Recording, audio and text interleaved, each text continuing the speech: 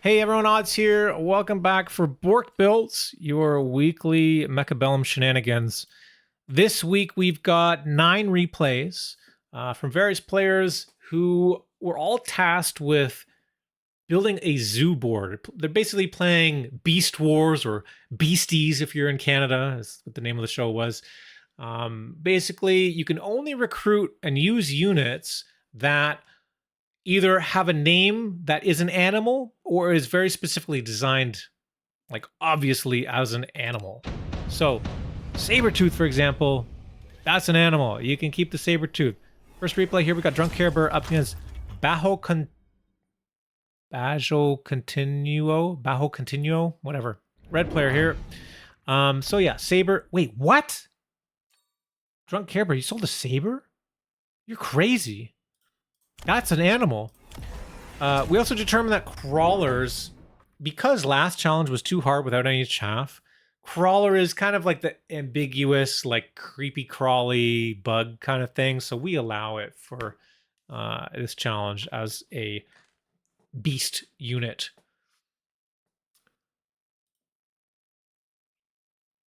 Ego says it's great. People are stepping up in Mag 1's absence. Yeah, we got to do something to keep the Mechabellum scene alive here. So we were talking briefly before we started here for Borked Builds about the Mech Academy series.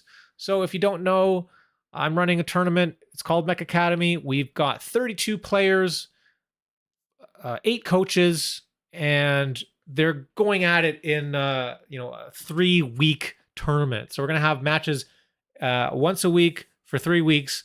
And in between the time, the coaches are going to be helping their players improve. So it's going to be a team event, right? We're going to have each coach has 3 students, and they're all going to compete. And we're going to find out basically who can improve the most over the 3-week period. That starts in 2 weeks, I believe. So it's coming up. It's coming up. You can find more information on that from a link down in the description.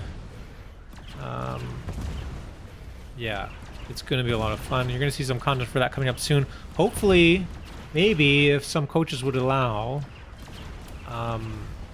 we might be able to do some intermediary like coaching sessions. I think it'd be really cool to join in on some of those sessions and provide those as videos on the channel or for the community as well to check out, so that some of the coaching can be more accessible to everyone. So I haven't reached out to anyone yet. That's just an idea in my head. So if there's any coaches that wouldn't mind me sitting in on a session, let me know. But yeah, here we are in Borked Builds. Extended range Phantom Ray. Phantom Ray is, of course, a manta ray or a stingray or whatever kind of ray you want to talk about. So it is a animal.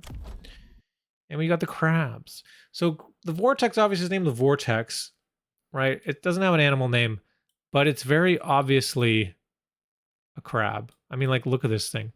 It's got arms. It's got eyes. It's freaking got eyes. Look at that. Look at this thing. It's so cute. It's got a little mouth.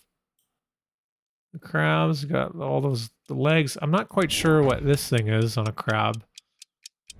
Kind of looks like a radar jammer or something from like Command & Conquer. Oh, let me spin the camera back around. Sorry about that. So we sold out of the Sabertooth. DrunkCareBear, did you not realize that a Sabertooth is an animal? It is a sort of prehistoric animal, but it is still an animal. Ooh, additional ploy. Does it turn on when the attack aura is on? I think so. I think it does. It's just that little cool thing.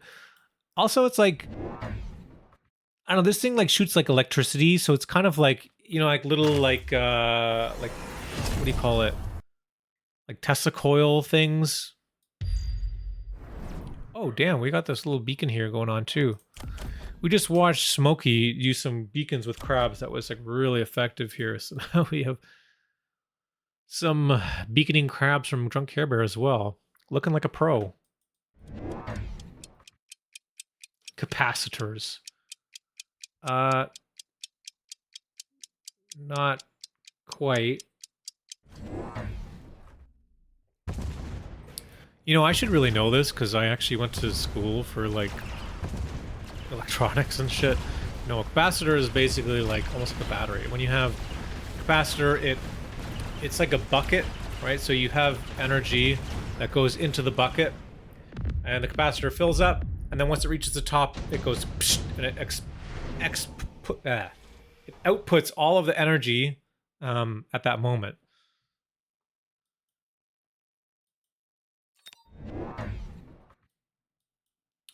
But the Tesla coil thing, that's like when you take a metal rod or something and you wrap a whole bunch of wire around it. Like, it has something to do with like magnetism and shit.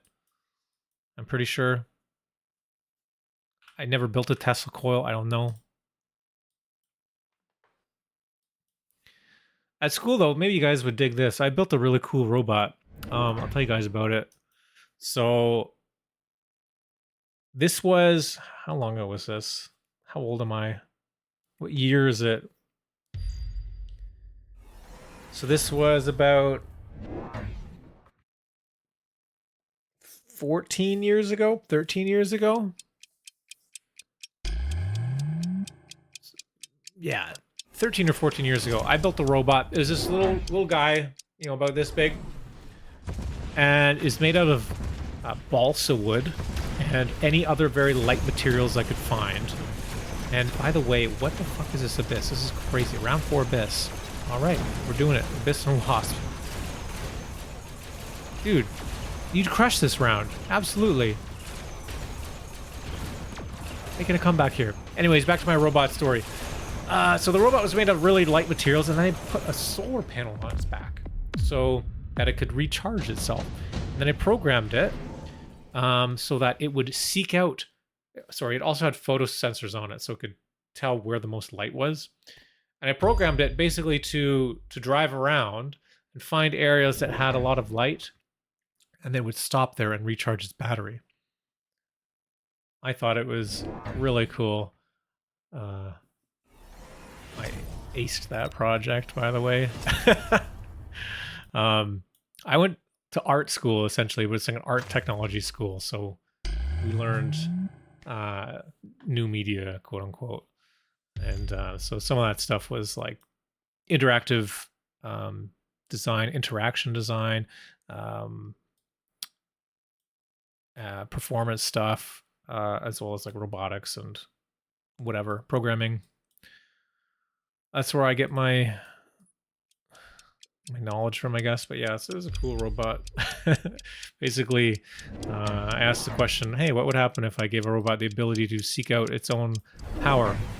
And then meanwhile, shortly after that, Roomba was released, right? And Roomba is a little robot vacuum that drives around and then goes home and recharges.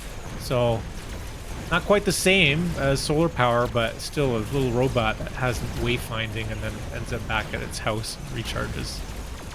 And I wish I just took a Roomba and hacked it instead of building this fucking thing, but, you know, such is life.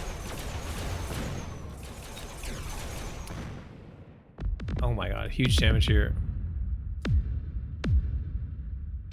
Oh, I was talking as if you never built one for his underground bunker. Nah. That robot is still somewhere. I think he's in the closet over there, which you can't see. Maybe I'll find him one day. Maybe my replay next that I also crabbed is a bit funny, says Slash Lacato. Sure. Yep, remind me. What about positioning of the opponent? Everything behind towers. Yeah, I mean, there's also no chaff. So these Abyss are just really good here. Aerial Wasp. Everything back here, that's kind of crazy. I don't know with this. And then it's all behind the tower. It's only level 1 tower. Yeah. What? MMR is this? I'm wondering.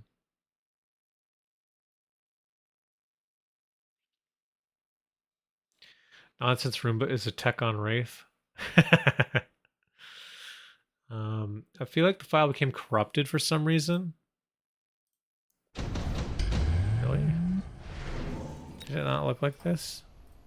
It's just 1K MMR.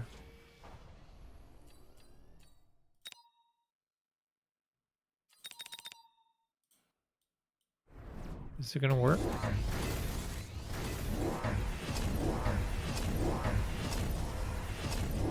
Been encountering no chaff and joys for like 2 weeks on the regular. Seriously? Maybe I should play some more. I've been on a little bit of a break.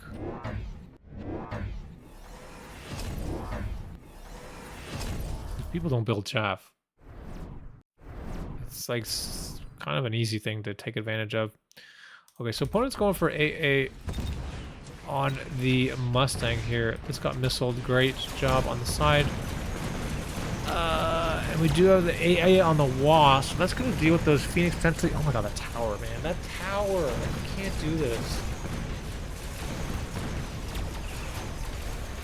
People that play so far back, like, at the very least, you gotta level your tower.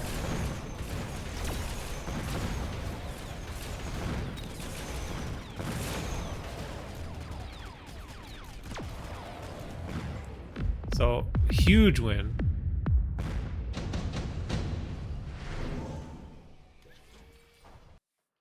Farseer, Raiden, Fang, and Wraith.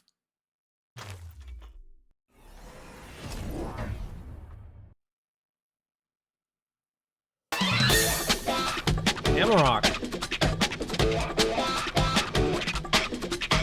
Amarok81 just raided with 10 viewers. How you doing, Amarok? How you been? How's it going, guys? Amarok, I need you to check your PMs on Discord. We changed the starting time of the Mech Academy, and I wanted to check and see if you're still available to help co-cast or not.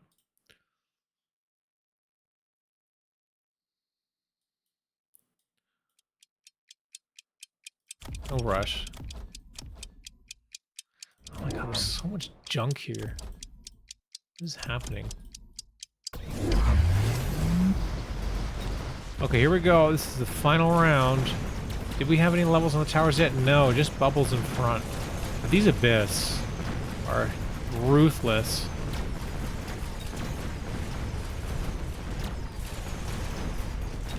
And tower goes down. Yeah, swarm missiles. Like, I don't even think you needed swarm missiles, but why not? I guess it helps with all those Mustangs. There was a lot of Mustangs, so it made sense. Hey Emma, by the way, check Club Mecha starts next week, but people are already scheduling matches. Crabist.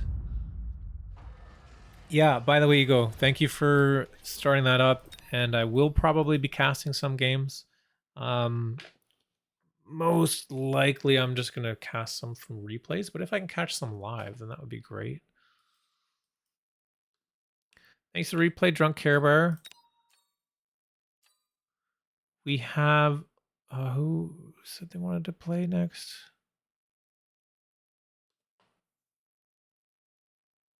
Was it Meow? Who said they were playing next? Sorry.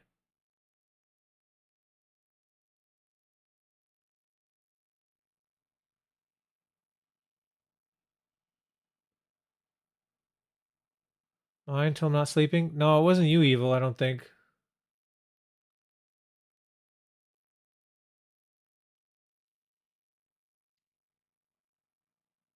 Celestial Cato. Meow. Yeah, it was Meow. I knew it.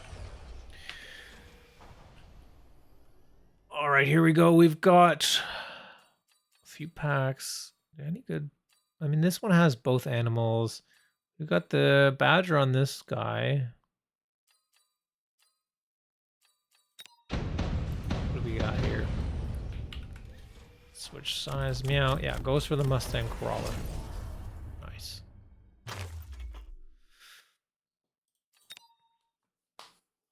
Thank you for giving me the Bork. It's a fun weekly challenge.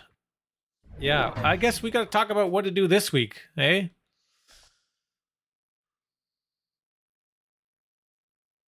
No, I think they just said meow.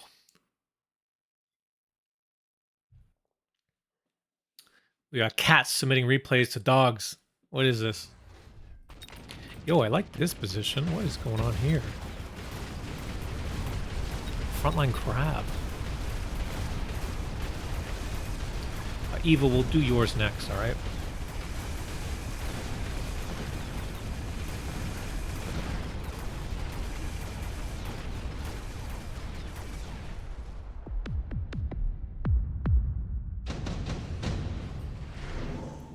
So Meow said, I got called noob push. He's simply ignorant of optimal Mechabellum. Alright, let's see it. Let's see it. More crabs. Oh, okay. We got the anti-interference mod on this vortex here. Cannot be hacked. It's kind of the one thing you're worried about when you have deploying online crabs. Marksman here. Is that 5? 1, 2, 3, 4, 5. Yeah, I can put a 5. We can put a crawler there.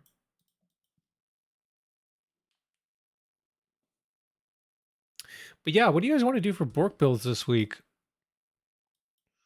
The Life for Aiur one, where you have to have shields. We talked about that one for a bit now.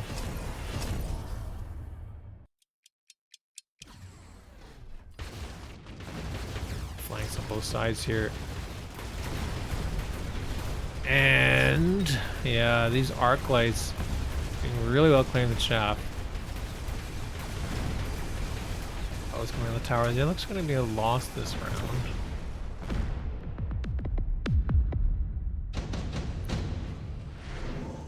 Both players like teching on round 2, which is like pretty crazy in my opinion. Oh, nice. Beautiful. This is perfect. You get double wasp. Protect your flanks. Couldn't have asked for anything better. Hey, they're animals. We got wasps and crabs. Mustang. Okay. We're just seeing a lot of crabs, a lot of mustangs. This is the new meta. My Life for Aiur or Speed Limit. Right, yeah, we talked about Speed Limit. That was a cool one.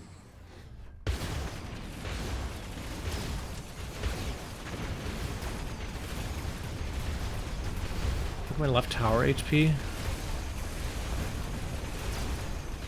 Oof. Very close.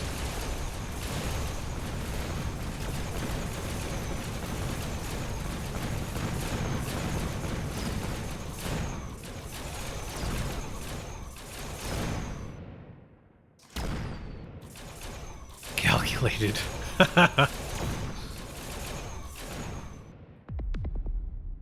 We've seen a few replays from Lynx is the ace, I'm pretty sure.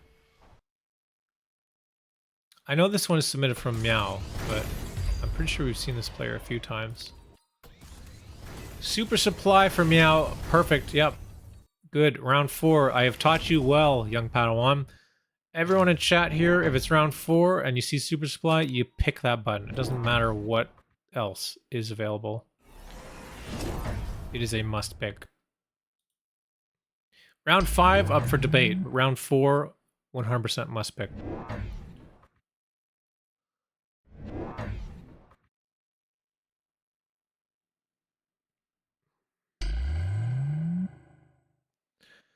I tank so many spells. Oof. Yeah, but whatever. You got range on these guys already. Doesn't really matter, to be honest. Like, they're still shooting right now. So, no big deal.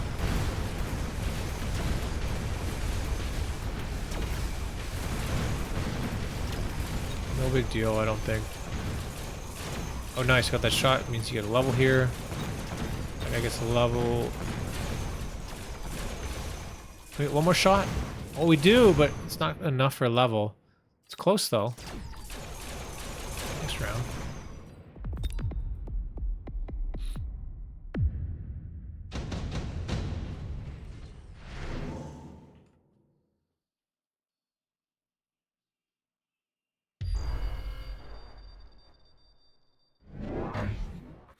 EMP, a big one.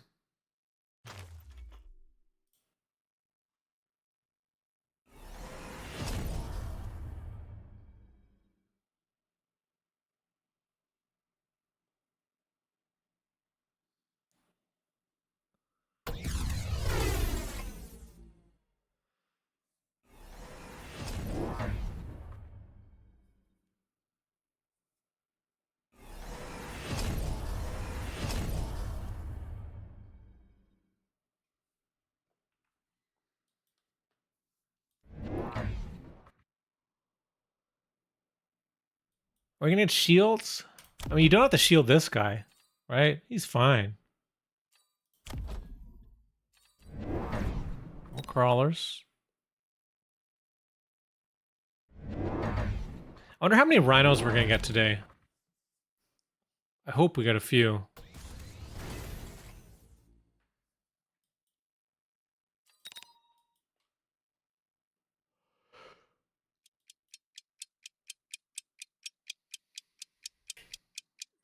More vortex on the line here.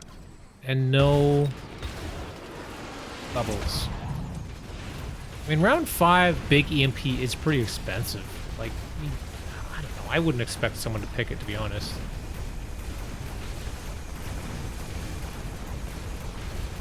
Kind of doubling up on spells a bit. They've already got the smoke down too, you know what I mean? A lot of money going into spells and not much going into the army. I think in the long run you're okay. You have 4,000 HP to work with. Fine.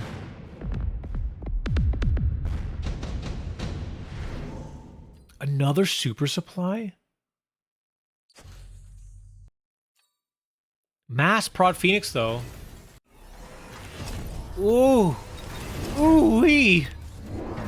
Okay, so why? What is happening here that Lynx skips super supply on round 4 and picks it on round 6? Doesn't want to be left behind? That can't be right. Deploy mod I like.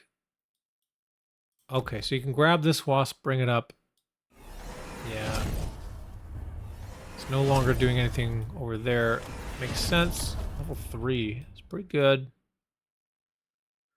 Only chaff clear for that. Or not chaff clear, but wasp clear. These 2 packs of Mustang. Now, I don't know about this, because, like, this is going to level 2 Mustang. If you wanted to choose a side to aggress onto, maybe this side would be better. Or if you're doing this, you got to put something on the flank here to pull that Mustang. Let's see.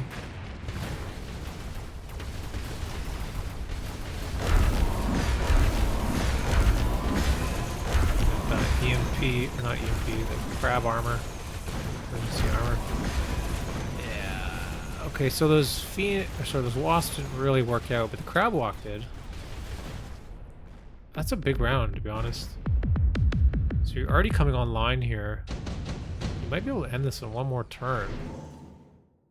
Sledgehammers. But you can't take them, though. Yeah, Phoenix. Phoenix is the only animal unit. I think I heard it get sold, though. Gotta go, guys. Gonna watch on YouTube tomorrow. Okay, have a good night, Airgetlam. We are saving yours for, like, last, I think, so... I'm really looking forward to it. Sounds fun. Any similarities with pros are completely accidental.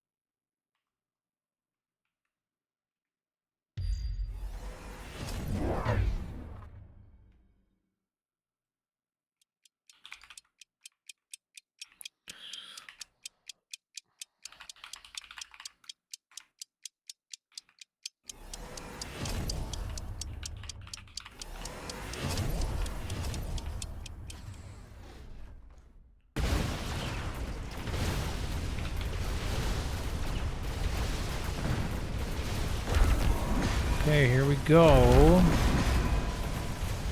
Trying another angle here on these wasps, but again, they're getting shut down at level 2 Mustang. The crabs are just too much here. We got triple tech crab. The EMP cloud coming down. But it's not done yet.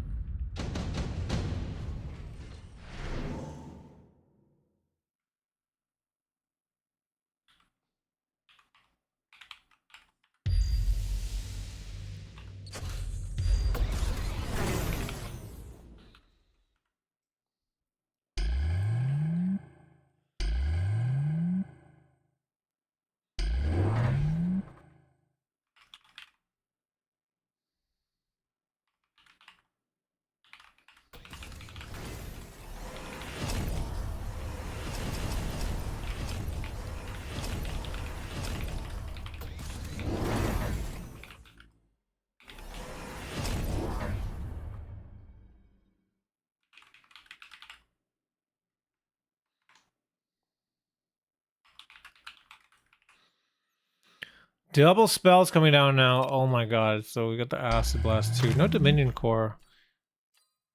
Now it takes a nano repair.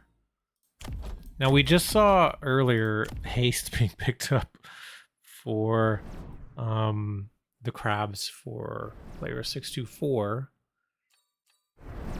So by picking the nano repair, like there's no point in ever picking field maintenance here. Right? It kind of doubles up. And it doesn't work. Like they don't both work at the same time. Okay, here we go. Beacon on the right side now, finally. What happened to that wasp? Okay, so it's back here. So it's a bit farther back from the beacon. And the Mustangs are shooting at the crabs, so they should stay alive a bit. It's starting to get shot now.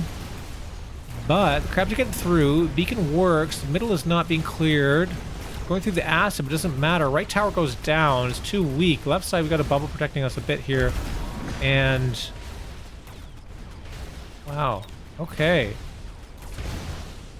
I think... is that it? Oh, -1! -1! Meow takes a win with 1 HP. We got all these like little acid crawlers here going off. Man, you don't see that often either. I was wondering how all that acid got there. Crazy. The acid blast and the acid crawler. All in the same turn. Very cool game. Yeah, these crabs. Man, you got away with murder here. You put them all on the line. Just recklessly and relentlessly.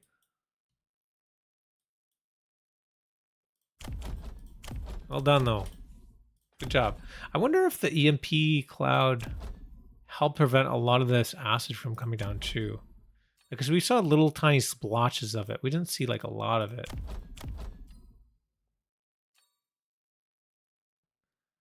It's 10-meter radius. So, if these two shoot, like this one shoots this one shoots this one, 10 meters is almost the whole pack, right? There's only... it's a 5, like the pack is 5 wide. So 10, oh, 10 radius actually would be 20 diameter. So actually it should.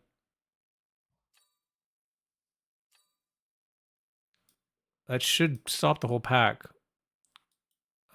This one might leave some of it. Cool. Many crab, yes. Evil, I believe, was next. Here we go.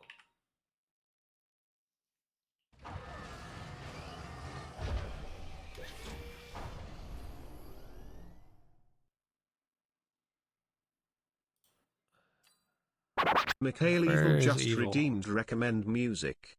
Manowar, battle him. Okay, I'll get to that in a sec. I love Manowar.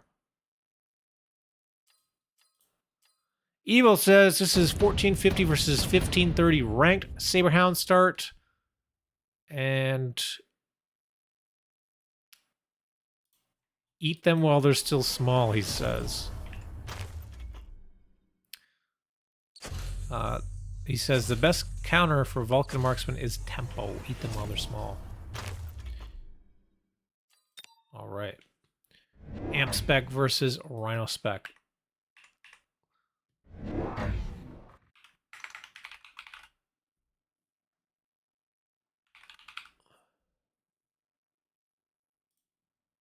By the way, I love this song too. The Replacements, Androgynous. There's a lot of history behind this song, if you guys ever look it up.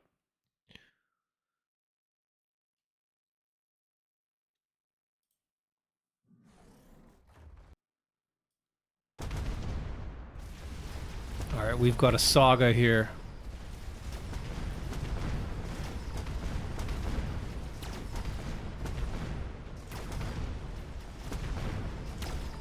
I actually don't know very much Man-O-War to be like, I don't know, proficient or whatever with their music.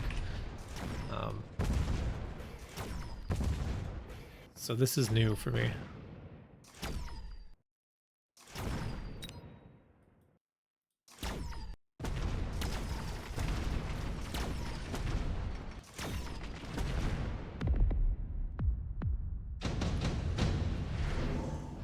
Proof Phoenix. Huh. Quick TP. Alright.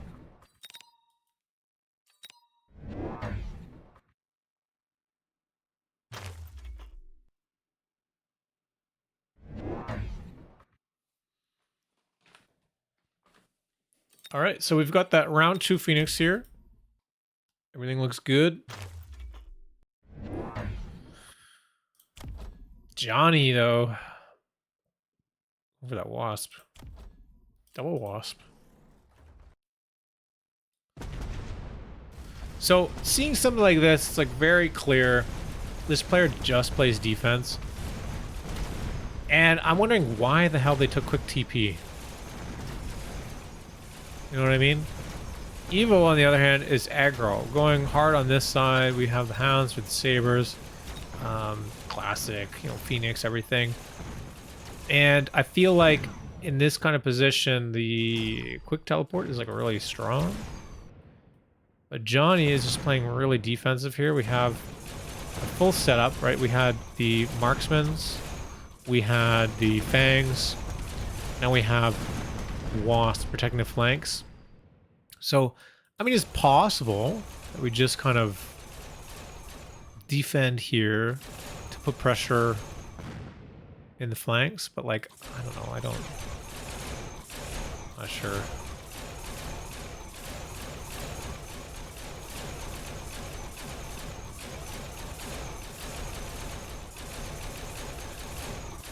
Yeah, I know Evil said in the description that's going to be Marksman Vulcan.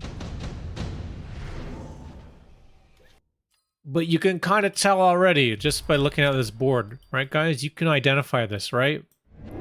We also have the defensive position sledgehammers here. We have a pocket of 7. Just followed.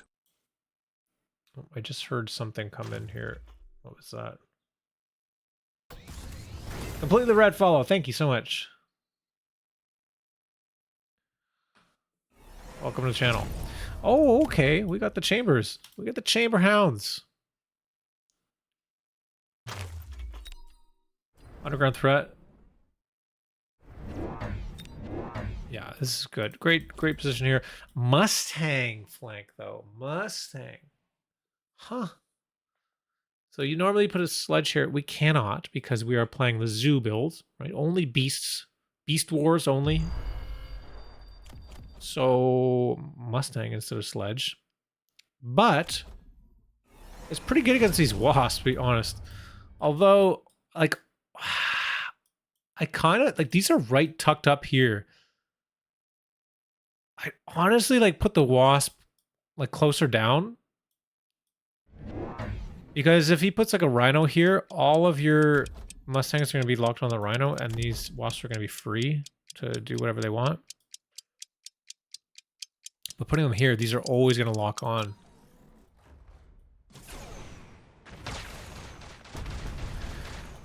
Here's the other thing too, like if you're a defensive player and you pick a card like quick teleport, you're just gonna force the other player to start to build defensively as well. So now you saw, you know, missiles on either side from Evil, knowing that, oh, there's probably gonna be something on the flanks at some point.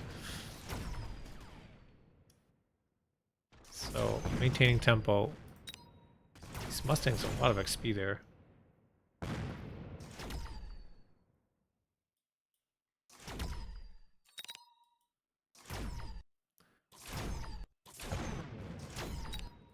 This is the best chamber compression, right? Like chamber compression really good in positions where you can travel a lot between towers like that. And yeah, there's the Rhino. That's the thing too, you're against Rhino spec, so you kind of outplayed yourself a bit here in the corner. Oh, but you got the Vortex though. You can't kill the Rhino. Maybe.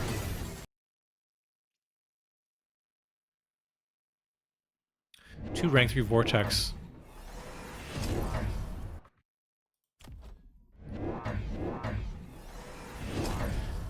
Yeah. Well, some of them are going to shoot these wasps.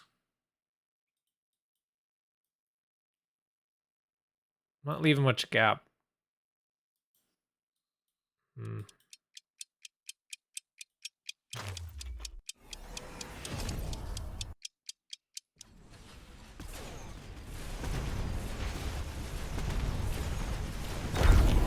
Sorry, too fast.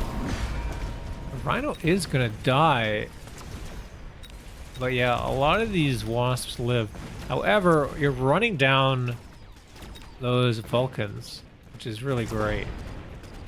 Level 1 Vulcans you do not need to be afraid of if you've got sabers and chamber hounds. You do well enough damage to deal with that.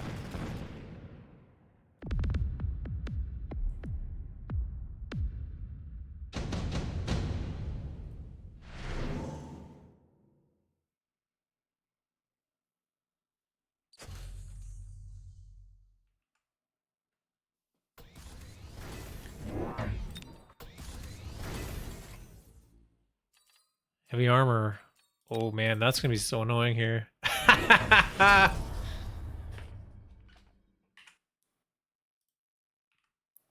We've got, yeah, 53,000 HP on this dude here. We've got emergency armor as well. This Vulcan. Wait, what? Why would you ever sell that? Johnny, no! No, Johnny, no! Oh, these Mustangs are free now.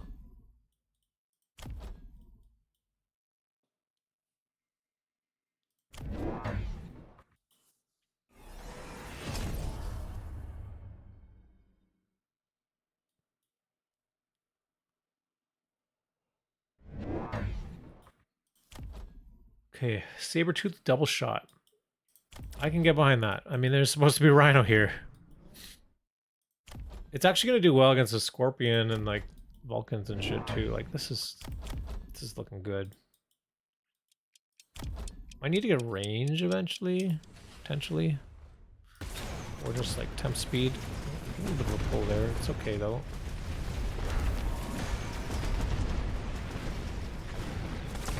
This is what's so great about the armor on Crab, is like you see this Scorpion, shoot it, and then the armor comes and it has to shoot something else. And the Crab just stays away, just firing, doing damage, lots and lots of damage, kills the Scorpion before it can lock back onto it, finish the job.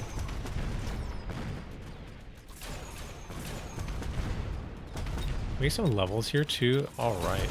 Yeah, these sabers are getting real scary now. I don't think Johnny's gonna have time to get online.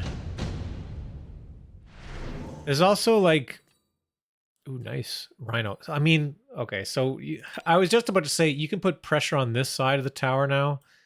This is getting built up so much. If you get a double Rhino drop turn, like, oh my god, this game is over. Just put them here and beacon them to the tower. It's over. Johnny cannot defend here and here and here. Like everywhere. I'm just kind of pulling them apart here, Evil. This is nice. Nah, this is... You don't need this. Mustang was dealing with this already. You're good. You can do just like click level 2 on the tower here. You don't need to put a unit here anymore. If there's something that comes down here, it'll never kill the level 2 tower before you can kill all this stuff. Put this Rhino with this Rhino. Put him over here. Get a pack of crawlers, get a Hound, and a Phoenix. So double Rhino, Hound, Crawler, Phoenix, Beacon, Tower, dead.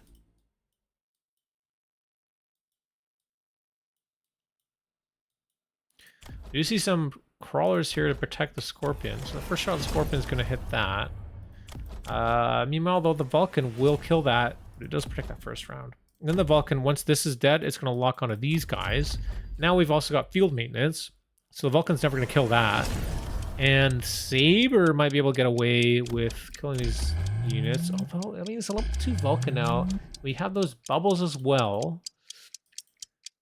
The oil will slow down a bit. I want to start seeing temp speed there. Everything's going to light.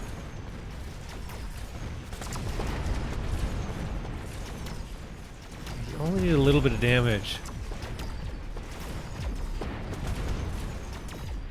I feel like if we just went full gas on the Rhino here, it could have worked out.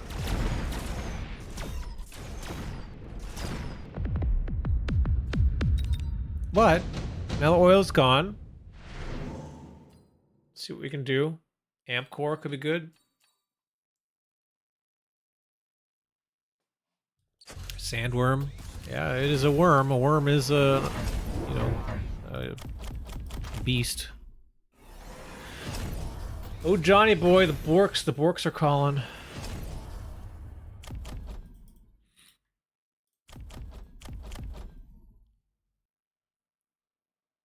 So are we going to see these over here now? Or maybe in the middle? Yeah. The middle's good because you can beacon to either tower. Whichever one you want.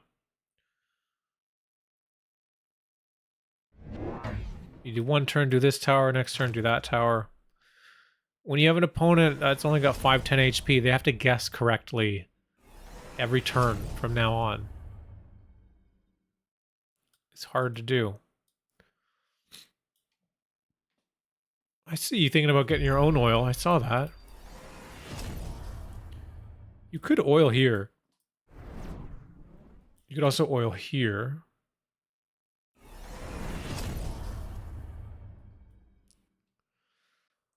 Underground. I mean, the underground's going to pull these guys back a bit.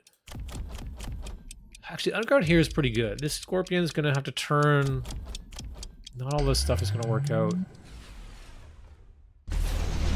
These worms might be able to do it. Depends on the Scorpion. The Scorpion turns. The Scorpion. Oh, okay. Well, missed the first shot. Let's get the worm on the second shot, though. Oh, I messed up which crawler was which.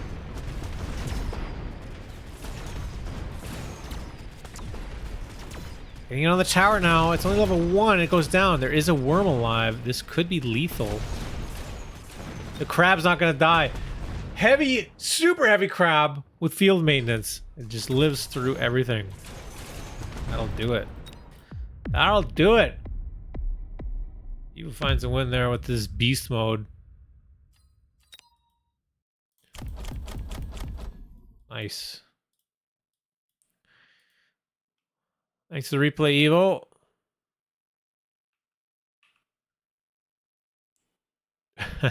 Hear my roar.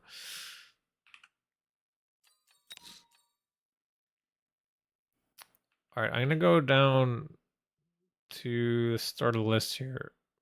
Oh, no, wait. J.D. Howard was one of the last ones we wanted.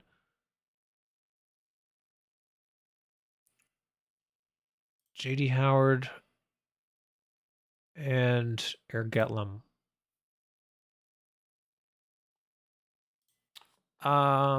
Let's do Gniel.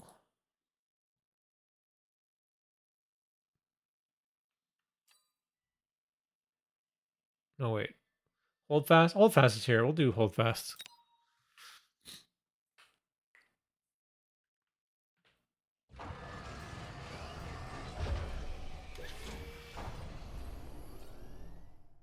Borkfast.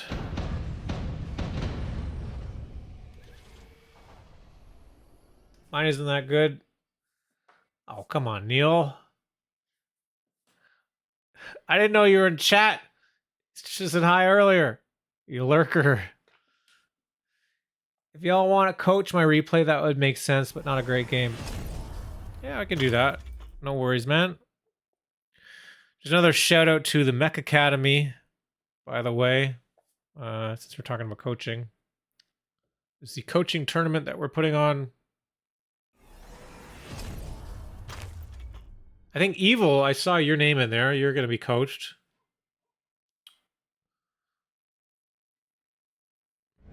Thanks for signing up for that.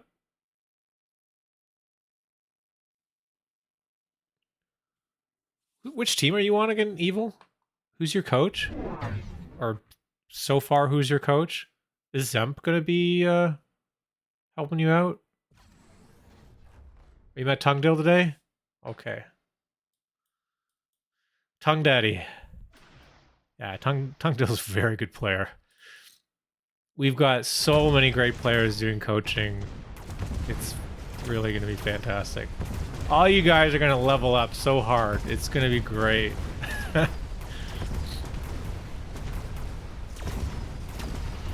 I'm like actively making myself have a more difficult time on ladder by giving you guys all these opportunities to get professional coaching for free or potentially being paid if you win the tournament. But yeah, a lot of shoutouts have to be going to all of the coaches. I can probably put all the coaches on the website. I just haven't yet, but we do have them all picked. So I'll probably update that soon. And I know by Friday, I'm supposed to have the whole list of everyone on the website. So you guys are actually going to have 2 weeks to prepare for your first matches. Since we had to delay the tournament by a week for the holiday. But, I mean, it's better for everyone involved. Borkfast touched 1700 today? Oh, damn.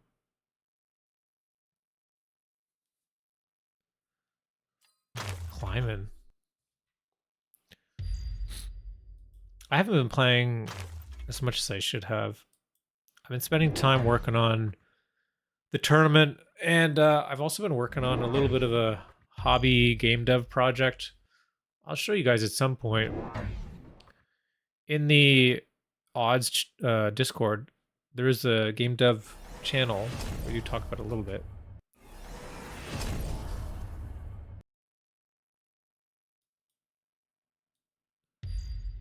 But yeah, maybe one day soon I'll put some stuff up on the channel here. Either on Twitch, I'll do like a dev stream, or YouTube, I'll just put a video about what's going on with that. Get input from anyone who's interested. I just gotta work on some art, man. Art is the hardest part of game dev for me. I have so many failed hobby projects because I just run out of gas when doing art. Like, it takes a long time to do good art.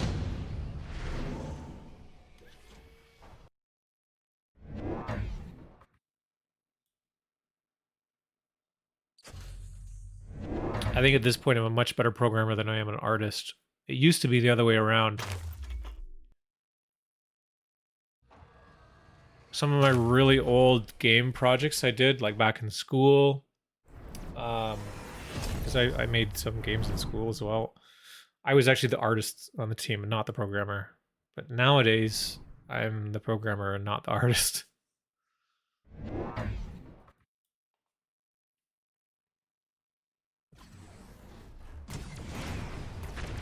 Alright, so we got the chamber, we got range, pretty standard hound here. We got some missiles coming down for these hounds, so we're gonna have to see maybe some bubbles, or more likely some crawlers in front to repeatedly protect the hounds. I think we've got, no, oh wait, how are we so fast? Ah, advanced power system, there we go. Okay. Power system, super good. And yeah, I mean, this one Wraith is gonna clean all this stuff up, which is a bit unfortunate, but it's not gonna get a level, so that's good. And now we can counter it. We either get Phoenix or, well, Wasp, maybe. The problem is Wasp takes 2 techs in order to be able to deal with the Wraith, but it does like kind of permanently shut it down. You can get range and aerial. A bit expensive, but it's a level 3 Wasp. Could be worth it.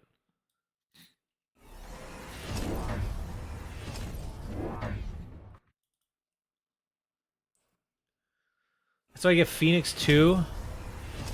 Yeah, I see. I want to make a super special chicken soup for Cat. He fed now.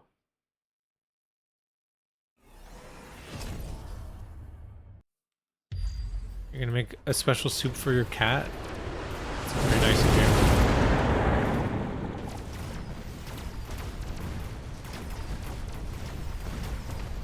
My dog is a really picky eater, so we've got some special food for her. But one time when we were camping, well, not camping, glamping, I guess you would say. There's a barbecue. I barbecued up some real nice food for my dog, and she fucking loved it. And I felt so good about myself. I was like, oh my god. I don't know. She had like just like green beans and potatoes and chicken, just like all plain, right? You can't give salt and stuff to the dog. She loved it. It was great. I felt so good about myself.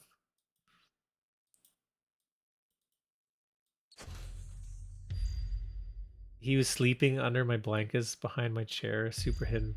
This is the little kitten, right? Your new kitten?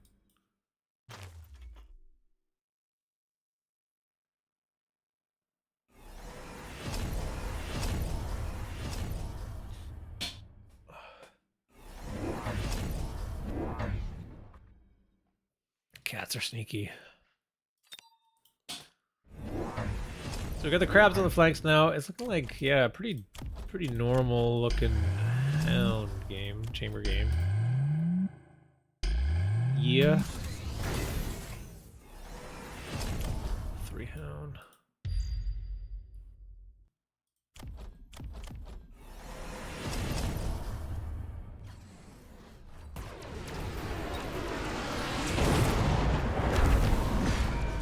We have temp speed now. Oh yeah, these guys are fast. Let's go to 1x. These are so fast I'm gonna miss it. Yeah, I don't think that Stormcaller is the answer. I mean, we have EMP Stormcaller, but I think everything's a bit too quick.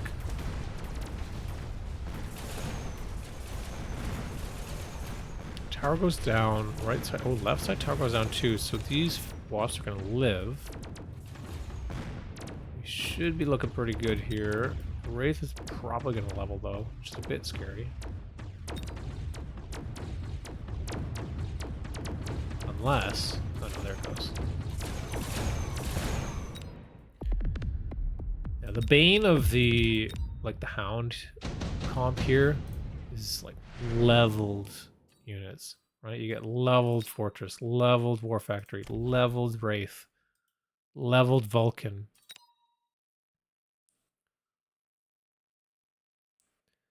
Phantom Ray. Oh yeah. Oh yeah.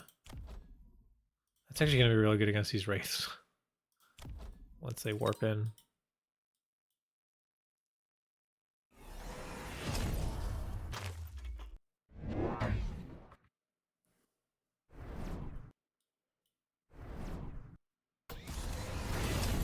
There's the range. So these wasps. Oh man, you got more wasps? Okay, okay. Now you're teching. I got it. Another Phoenix as well. Kind of scary. I mean, there was no fortress offered, so that's really quite good. Fortress, pretty good in the Wasp Phoenix here. Wait, what? You got Phantom Ray too? Oh yeah. Phantom Ray. You got like every area here. I dig it.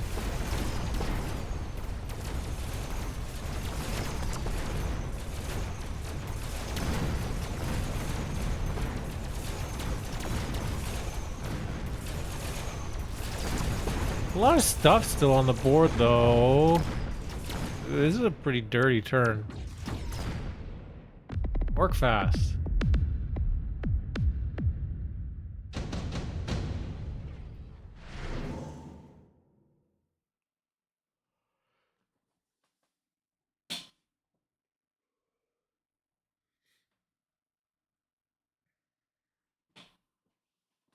So fire or orbital.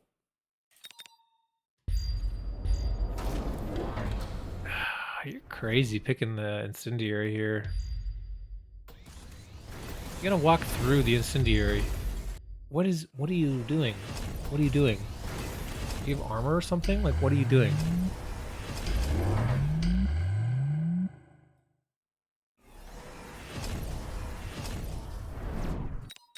It was a lot cheaper just to get the orbital strike. But I guess you were kind of assuming that your opponent was going to take the fire too. In which case, just skip? No, I don't know, man. This is crazy. It's like all your hounds are going to die.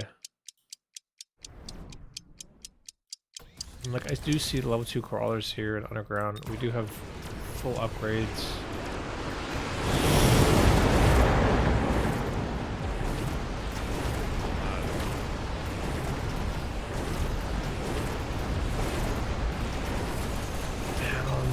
They're just barely out of the fire. This was like nearly perfectly placed.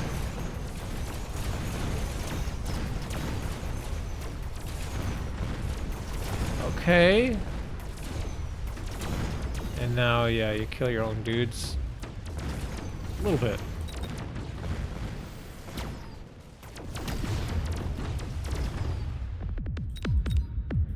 I mean, I guess it helps with the crawlers, right?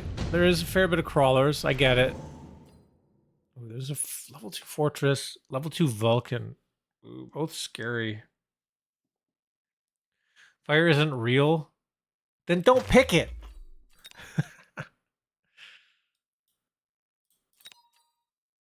Both Vulcans. Wait, where did the Vulcans go?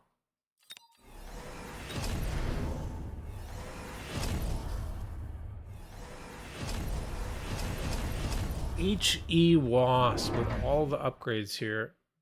Alright. You're crazy though. Fortress is here.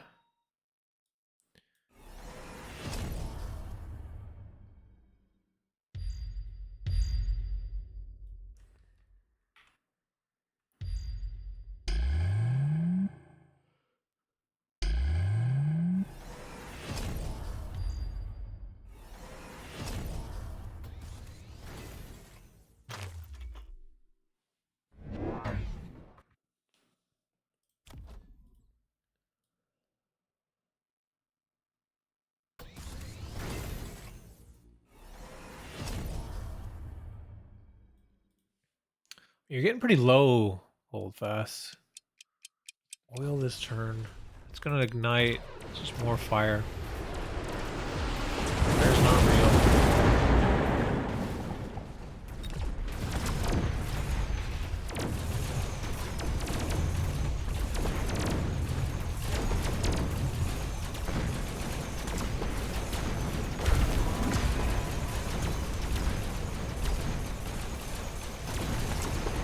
Tower goes down. That's huge. I don't know if this is enough damage, though. Oh, definitely not.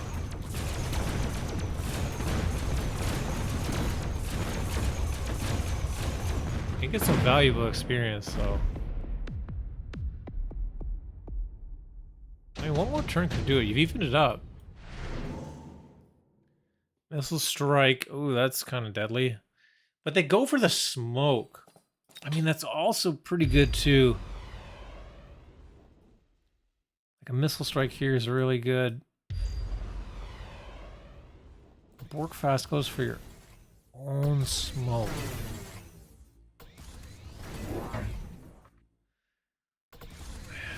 I mean, I guess.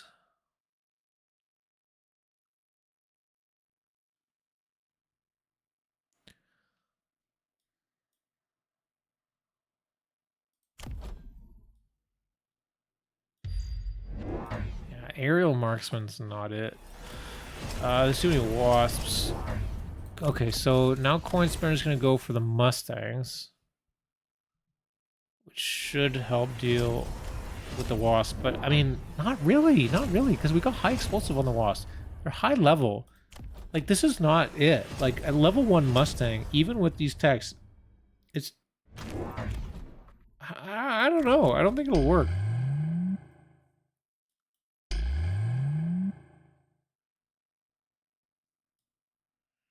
Because as soon as these wasps touch the Mustang, they're dead. It's 769 damage. The Mustang does not have that much. So it just tickles it with HE, with the extra splash, and that pack is dead. Okay, here we go. This smoke here might actually be really important, bringing these Mustangs forward. The only thing they got going is the extra range, and that extra range is completely negated now. That Wraith dies instantly. Chamber Hounds are just dealing so much damage here. Tower goes down. That's it. That's what we like to see. The Hounds. Borking it up. Yeah. Easy. GG. Yeah, pretty standard chamber game here. With all the animals. Well, not all the animals, but you know what I mean. Only animals. For all the animals, I think we got a couple replays coming up soon that will feature as many animals as possible. We'll get there in a minute. Who let the dogs out? Oh, hey, Mirage. So we said we were gonna do Gniel, and then we can do Mirage. Wait, if you submitted one, yeah, I did see one of yours. Yep. So Gniel, where's Gniel?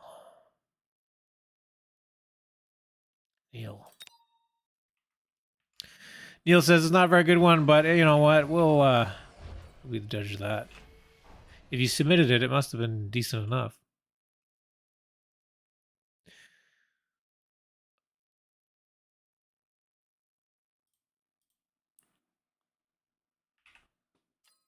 Alright. So Neil was also requesting a bit of coaching for this. I know there is, you know, the requirement of being the Borked Build, so we'll try to be a bit lenient on the advice, but I'll do what I can here for you.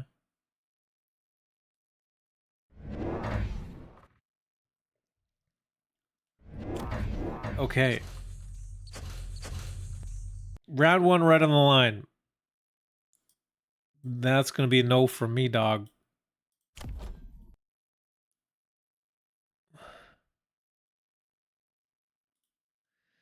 It doesn't leave you any room to counter, right? Like, you just kind of, you're fully committed. And sure, like, you're going to get that down quickly. But, like, what happens if your opponent puts down a hacker?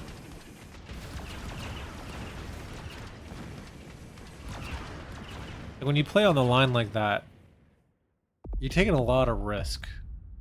So I don't really think it's good to do from this early of a round, especially when your opponent has 5,200 life.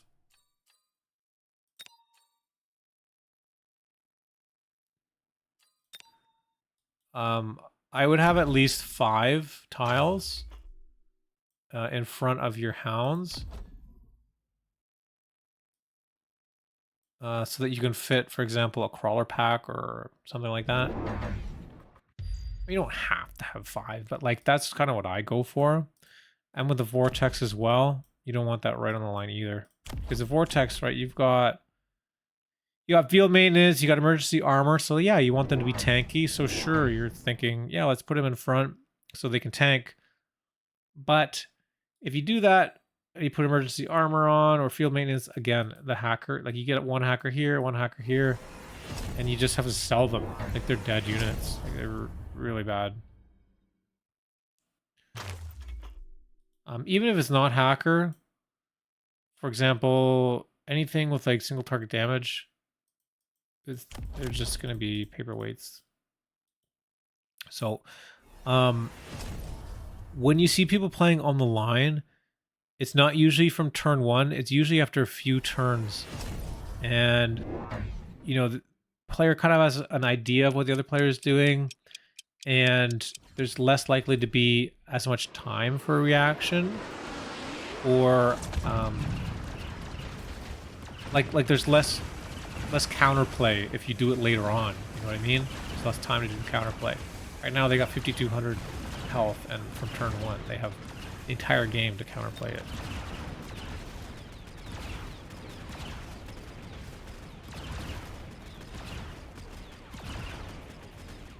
I'm going to ignore any advice with the front line now and just go with whatever's happening for the rest of the game.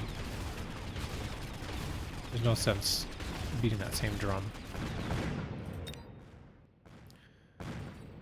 As for techs here look good. So round 2, no techs is good. Round 3, we might see a single cheap tech. You know, drop here. Yeah, rays are good.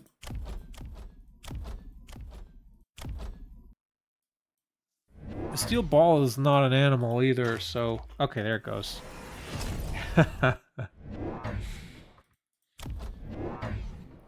I don't mind the steel balls on the line, by the way, because they were going to be sold. So yeah, sure, go nuts. All right, now we got the flank coming down here. So this I like, right? This is a really good flank position, right? You keep 4 in front here. And then you put this down. You can have the 4 techs here. So because this is 4, there's nothing that can missile that right away.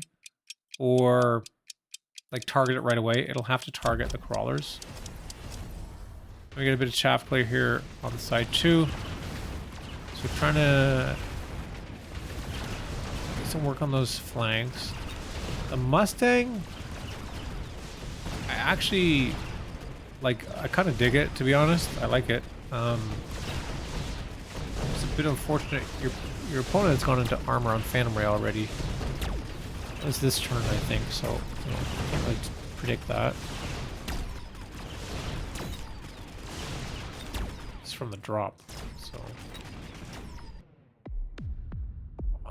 why did they even go armor? Really, that's a really early tech. So they've already committed to armor on the Phantom Ray on turn 3, so you've got a lot of time to react to that, right? So what can we do to deal with the Phantom Rays? So let's think about that for a second, right? We need some single target damage. I can deal with a pack in the air, a small pack of 3. So you can do marksman, right? That's pretty like obvious. We can't do it this game though. We can do Phoenix. You can do Raiden. You can do, I don't know. Those are kind of like the main ones. I like the Phoenix because it's pretty versatile for everything else as well. But if you're in marksman, for example, like that's good. You just have to be kind of wary of like energy shield and armor. It kind of fucks with like your marksman. You got to get like double shot or whatever. So the Phoenix is like a little bit better because it's a pack of 2 against a pack of 3. You can also just build Phantom Rays yourself, apparently, right? You have some here. So you actually might be fine if you can build more Phantom Rays. You don't have range.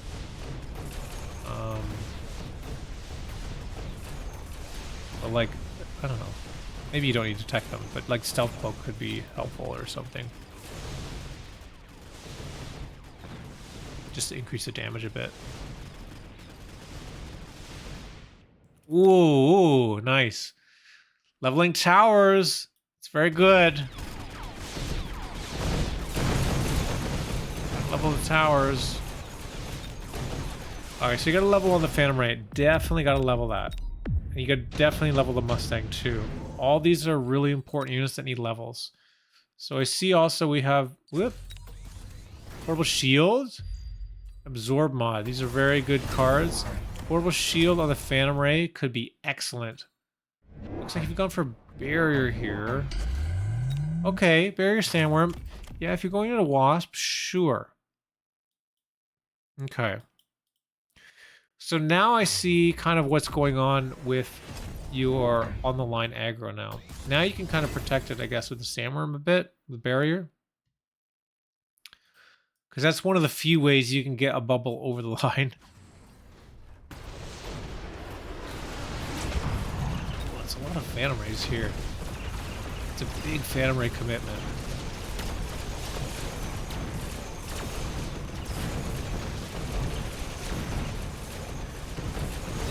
Wasp also is a great Phantom Ray counter, to be honest. If you have aerial and range, or even just aerial. Look at these techs. Ignite? Take that off. You don't need ignite on the Wasp. That's crazy. The only thing I would say is, like, if you're doing Wasp to counter the Ray, you gotta be careful of HE, but there's no HE. So, yeah, this is actually pretty good.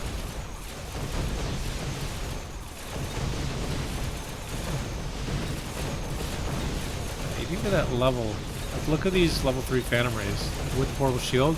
Take forever to kill. It's very powerful. Another barrier? Are you joking me? Oh, but you got Mustang prod. Man, I mean, if you were already doing this, I would have taken that barrier as well. I think that was a good idea. Mustang prod seems kind of useless because, like, these guys got armor, man. Like, they're not going to do anything.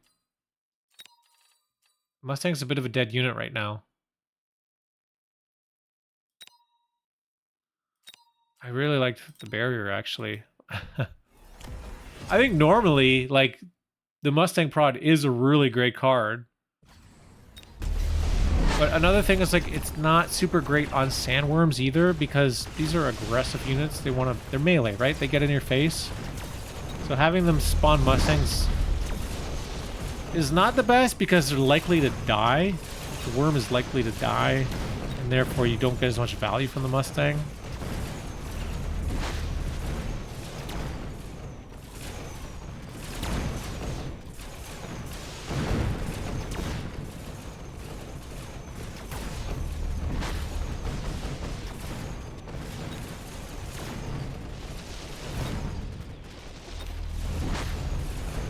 Strike on sandworm. Anti-air sandworm. What are you doing? Jesus Christ. You could actually get anti-air worm this game. Like, legitimately, that's actually not bad against these Phantom Rays.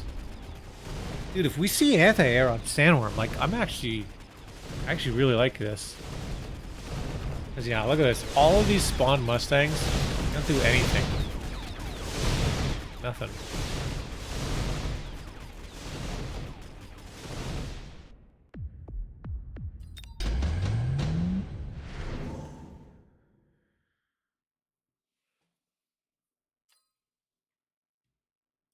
Yeah, it's a bit too bad you, like, we're doing the challenge here. You can't pick the Farseer, because Farseer is also a decent option to deal with the Phantom Rays. Ooh, actually, that's a great idea, too. I see. So the Missile Interceptor, and yeah, you're spawning teched units with the Mustang card here, so there is synergy, so I do like that.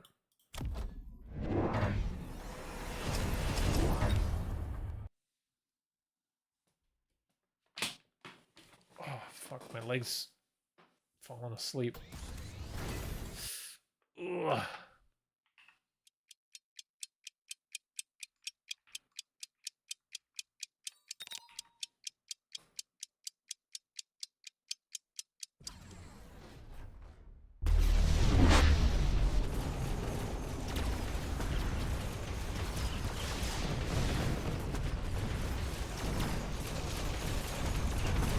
Basically worm wasp with Mustangs. Yeah. We have a level 4 tower here now, eh? Thanks. So it might be time to try to put pressure on the right.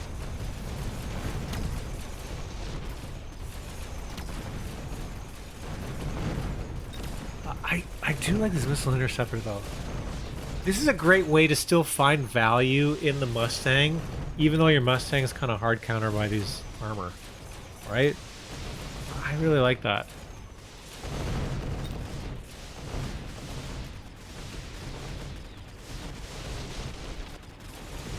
Ads. I'll slow down.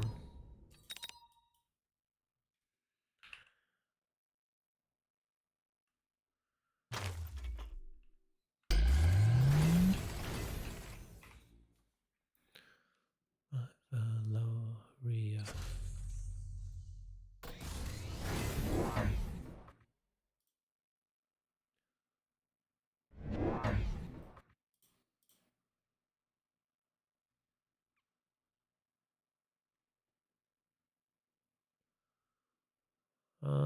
That's done.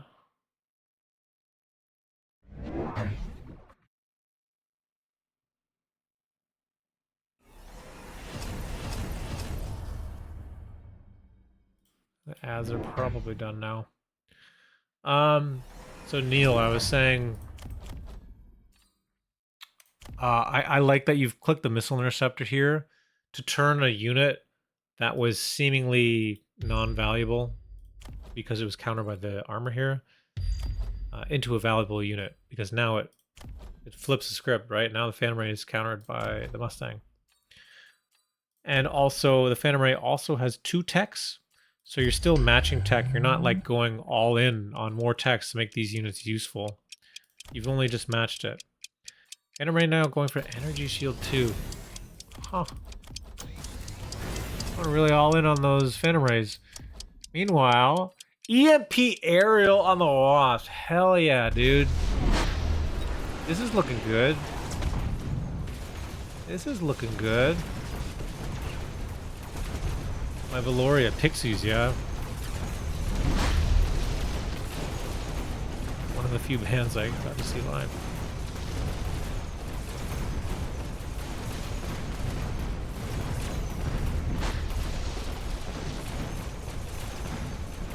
Yeah, now if these are EMP'd, now suddenly also all these Mustangs are able to do some damage too. That's looking good.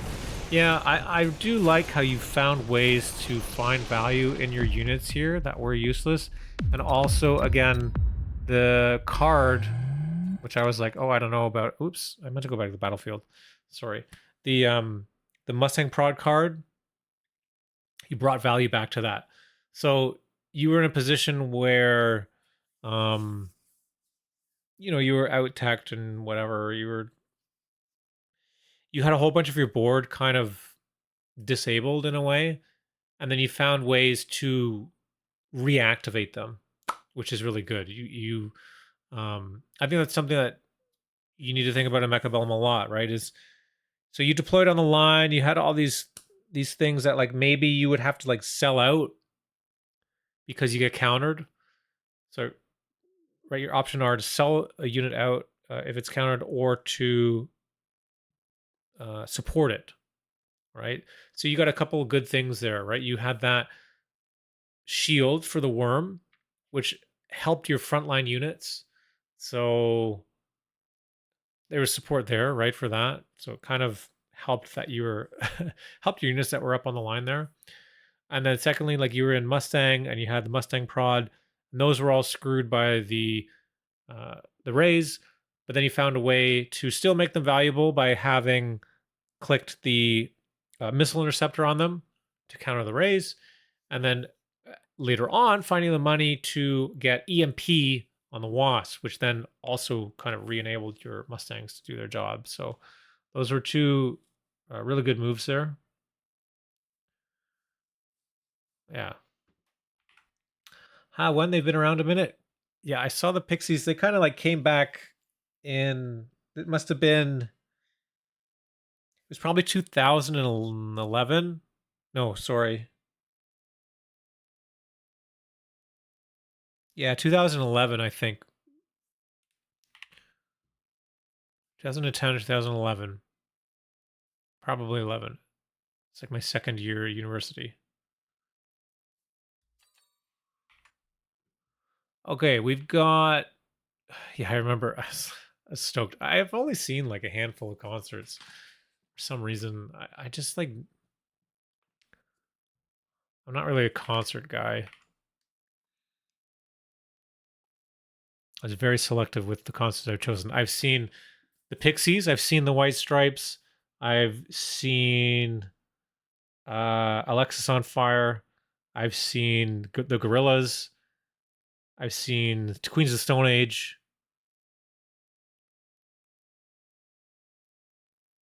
There's a few more, but I can't remember them right now.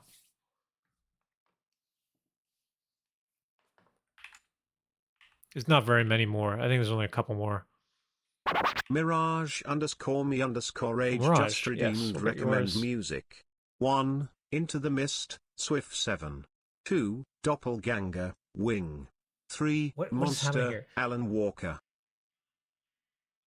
Oh, recommended music. Okay. Let me get your replay here. This is.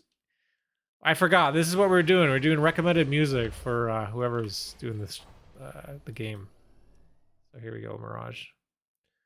Solid choices, though. Thank you.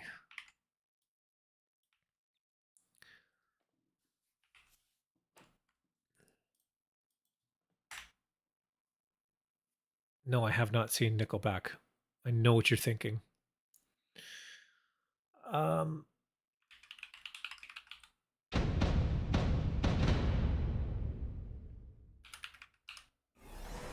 Swift 7 Into the Mist.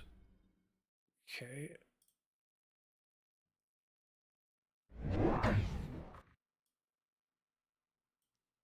Oh, I saw Death from Above as well. How did I forget that? That was like the best show. Death from Above 1979. They had their like Back from the Dead tour. I saw that one. It was in a really small venue. It was like fucking awesome. And some guy there wanted to fight my friend. Of course.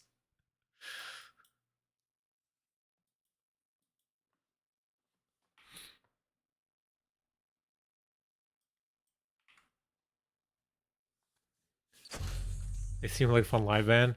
Yeah, it was sick. It was supposed to be like a one-time thing. They were dead, and then they came back and they did a handful of shows. And then I guess they actually reunited and made an album after that. And I was like, oh, well, that kind of ruins it a bit, but whatever. It's still fun. Thank you for the comments. I'm learning, but I also posted better that game than my other recent ranked games. No problem, Neil. Keep improving. Keep sending in the replays. You should also check out the Mech Academy stuff. Hopefully there's some coaches there that might be able to help, even if you're not part of the event. So you can check out the other Discord there. You have to go to mecha.academy and check out the Discord. Let me just... Here's a link. Oh, I'm red here? Fuck, sorry.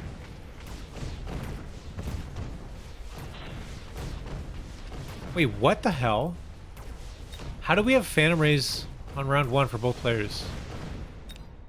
Wait, what?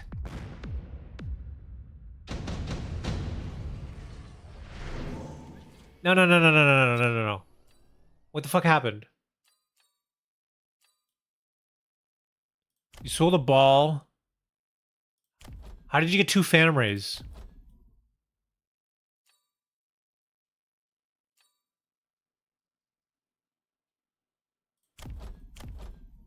It's round 1. How did you get 2? You fucking oh my god, you loaned?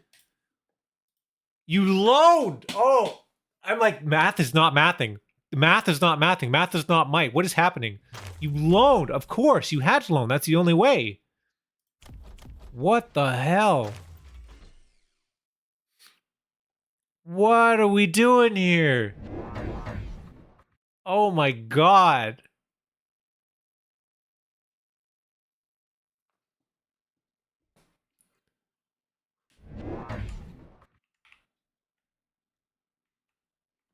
Oh my god. Whatever. I don't know what's going on here. And then these flanks. I mean, hell yeah.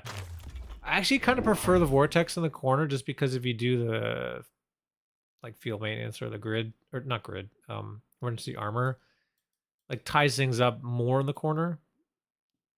But yeah. Doppelganger wing.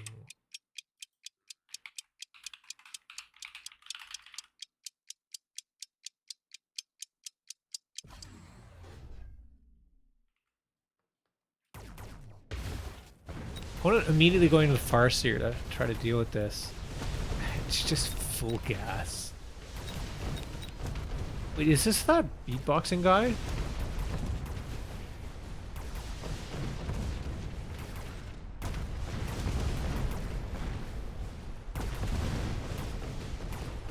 I think I've heard of this guy. This is like that beatboxing guy, right? He's like the best beatboxer in the world.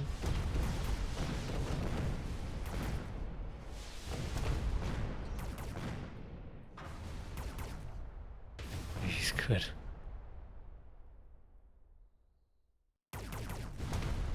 It's funny because I guess this album is an a cappella, technically. Right? It's just him. It's kind of insane, to be honest. Hey, J.D. Howard.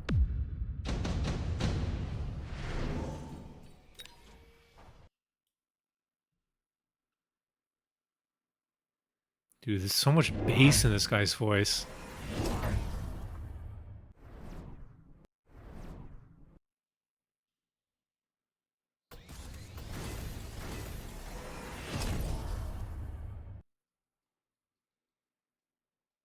Turn up the music.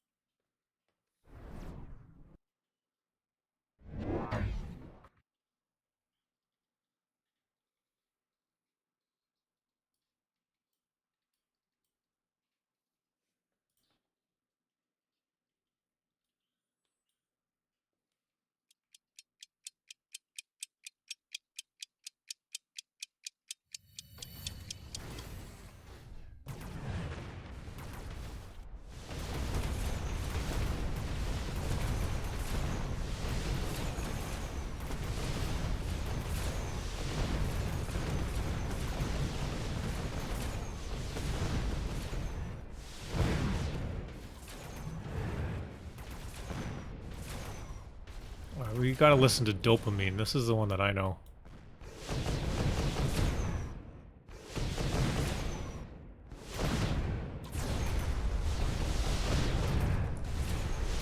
Sick music recommendations, by the way.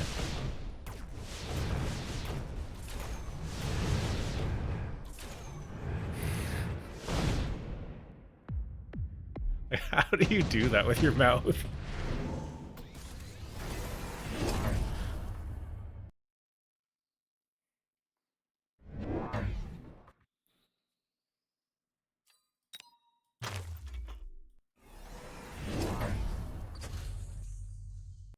Yeah, I didn't know the guy's name, but I have heard this one. It's so good.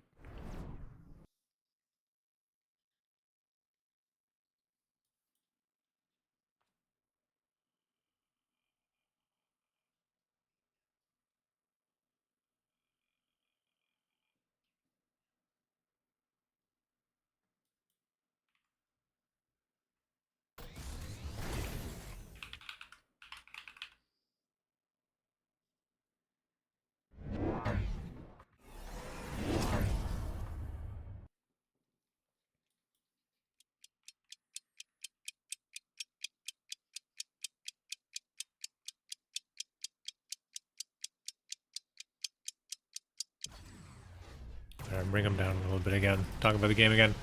So we got Stealth Cloak. Stealth Cloak.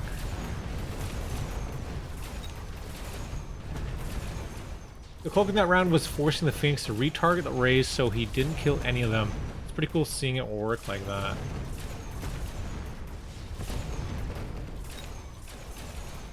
Stealth Tech is a goated tech.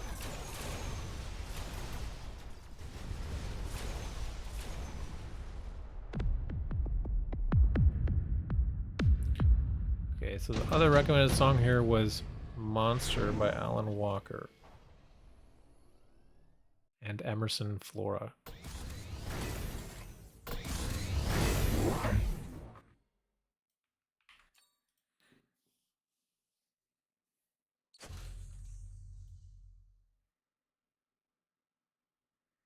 Still no text on the vortex.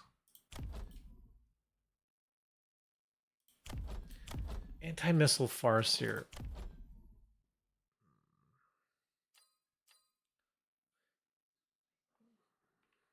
No, JD Howard, you have not.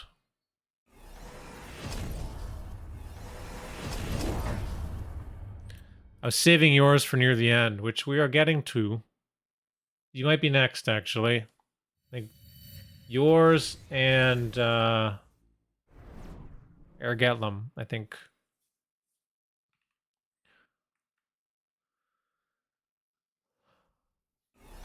It's kind of a song I fall asleep to. Metal's in my veins. I feel that.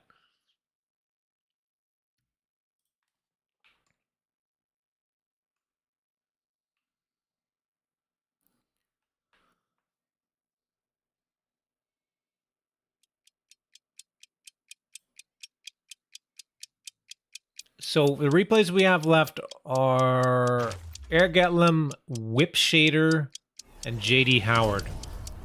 After this, okay? Wow, just more Phantom Rays. And yeah, we got the burst mode now. Burst mode counters the missile interceptors. So this should be pretty decent. I love this. We got the Rhino too. Problem is just chaff cleared, but the tower goes down from that Phantom Ray. And as the Phantom Rays, or sorry, as the Fire Series get cleaned up, Phantom Rays get more powerful. Burst mode is so good. Overload that missile interceptor.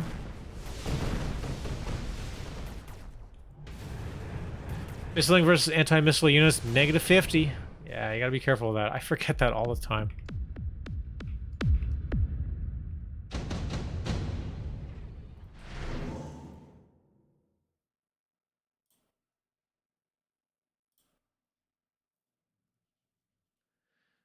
One artist I would love to see is King Gizzard and Lizard Wizard. Like if I ever get to another show, that's probably going to be my next show.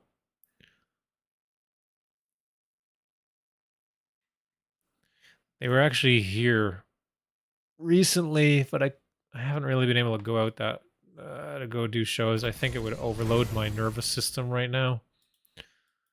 But I'm working on it. Maybe maybe later. Maybe next year.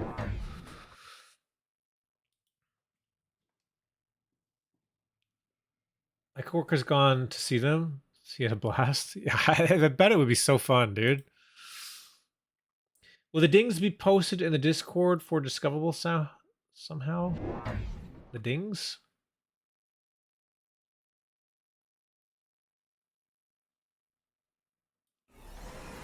What do you mean by dings?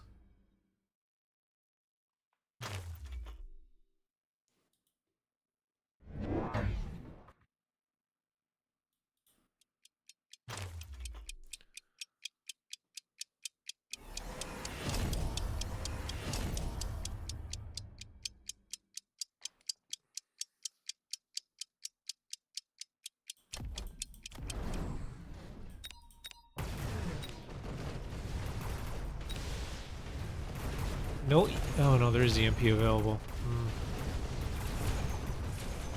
Really spreading your opponent thin here. But do they have enough stuff? I don't know. I think it's a mistake that they're making all these medium-sized units because that's perfect for what your Phantom Rays want to deal with. Oh my god, you've got HE ammo now, actually. So that explains why the DPS went down a bit. But that helps with clearing chaff and not having all your burst. Is this even actually necessary? Because if you burst mode like a fucking crawler or something, Like, is HE necessary?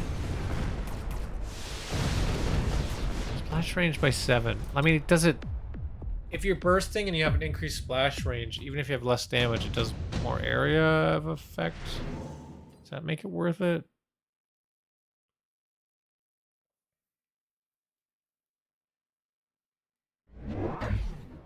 I know HE helps. Like, HE is great. I'm just wondering with the combination of burst and HE together, like, do they actually work well together? Because if you were gonna like clear this, for example, it's gonna take the same amount of time whether you have HE or not, because you're limited by the reload time of the burst mode.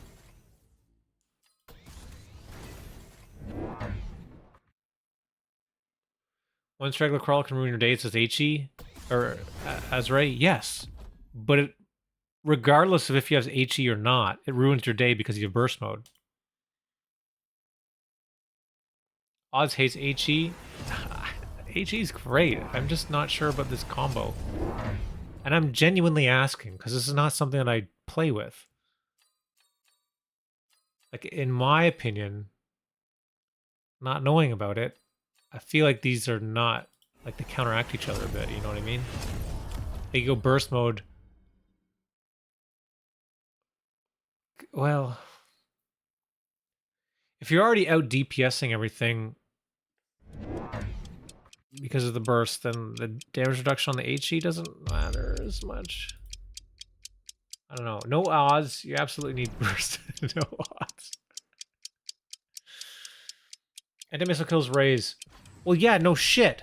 Burst is great. I'm just saying, teching HE after burst is weird to me.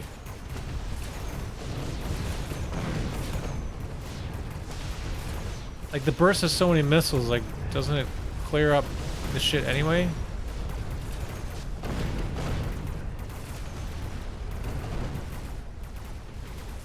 Like, some of these units aren't dying. The damage reduction. Now they are, because there's no anti-missile. From what I know, HE helps a huge ton versus Wasp too. Yes. They are both very great techs separately. I'm just curious about if they're great techs together. That's the only thing I'm asking.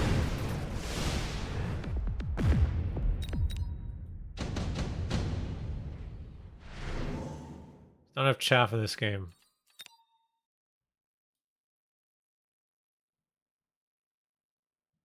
Yeah. Ooh, badgers. What else was there? Scorpion could have been an option too. Scorpion could be really good. Here.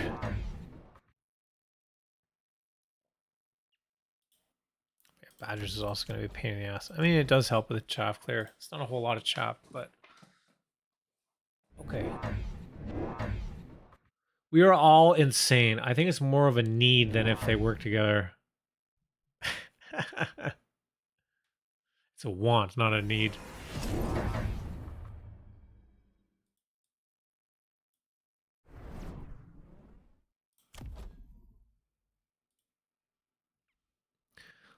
Oz says something reasonable and clarifies just in case we might get confused. Chat refuses to listen to clarity, chooses to be confused.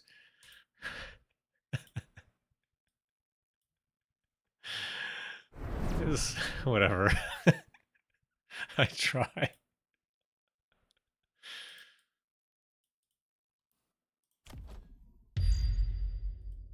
I like these beacons though. It's good. Ooh, we got the marksman, the aerial, level 4. It's gonna be a bit of a surprise this turn. At least you can build wasp next turn. Wait, what was that? Field maintenance tarantula. Oh fuck yeah, dude. Why do you need these badgers then? We got a flank here. HE helps with that flank, genuinely. So, there's the value. Oh man, these marksmen are doing real well. Real well. But I don't think anything can kill these spiders. Sabers are only level 1. How much HP? 1925, so probably this can go another round. There are levels available for the sabers, so there is a counter possible. What other techs we got here? Energy shield. Okay, so might also see quad tech. Getting the energy shield will help a lot with these phantom rays, because then the marksman will have to either tech double shot or take forever.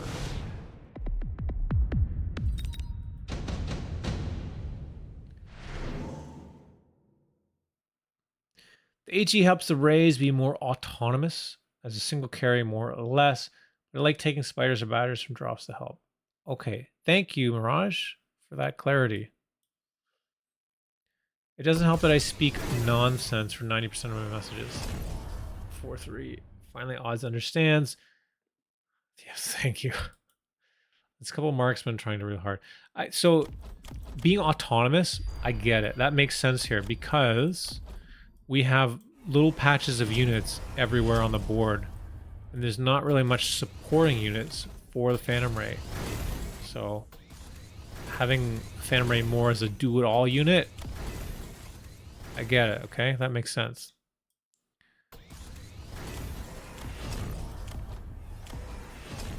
Pro tip: mobilize battleship turns. Level your towers, build a crawler here.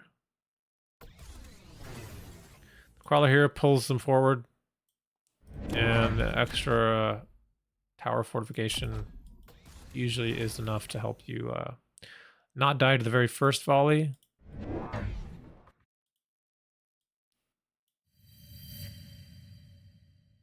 This is a sick EMP though. Holy shit, dude. Rays just followed.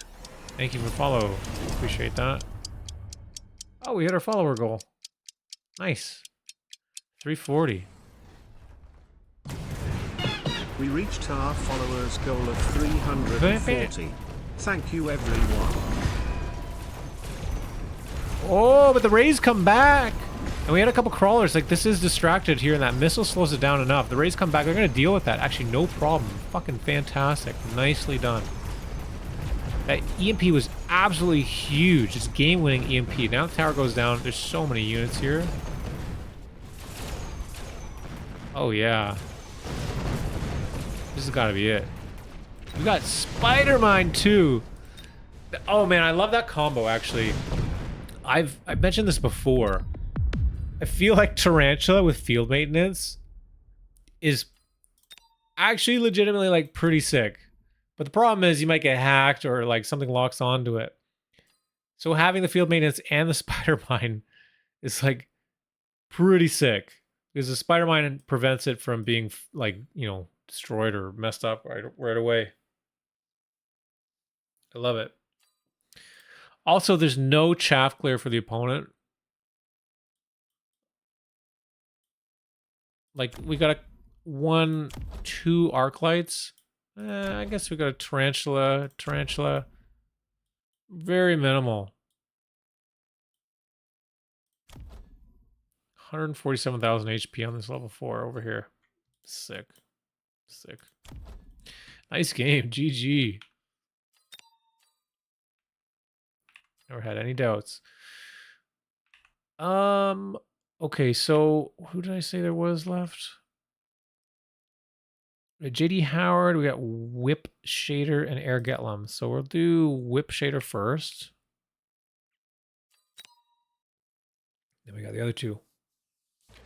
We closing out on a bang. Whip Shader says, this is 1200 MMR. Had fun with this one. Raise Hounds. A little bit of help from the Worm. Raise with Burst. Builds a bit sloppy, but sometimes it'd be like that. Need to work on that, but it was a win nonetheless. Okay, Whip Shader. Let's have a look. Seems to me there's a lot of hound action. There's a lot of rays, a lot of worms. Is it making lots of animals?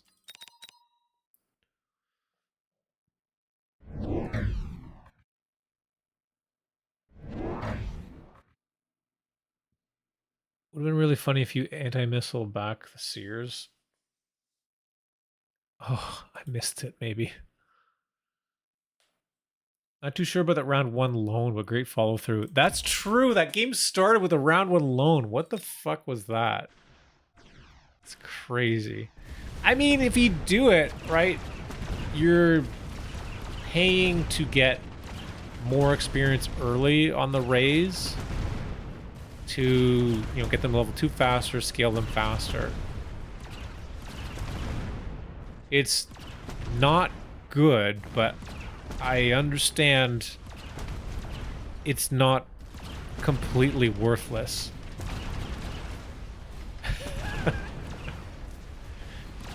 Like, getting early XP on those is more important than winning the first round. Phantom Rays with levels can scale really hard.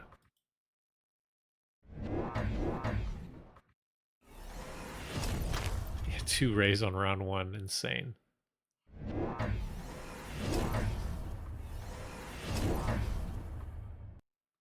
Wasn't even like, supply spec or quick supply or anything like that. Aerial spec, nothing. Just fucking loaned and went for it. Sold out of their 200 cost unit, whatever it was. Okay, we got some flank. No, that's actually a beautiful flank. It's fantastic. Creates a big opening for this Phantom Ray to come in. And it's really important to do that early on when you play Hound, because now the Hounds can get levels. Especially into a board that's like Sledgehammer, Void Eye. Like, it's kind of hard to deal with unless you have levels on the Hounds. So picking up some early XP is really strong.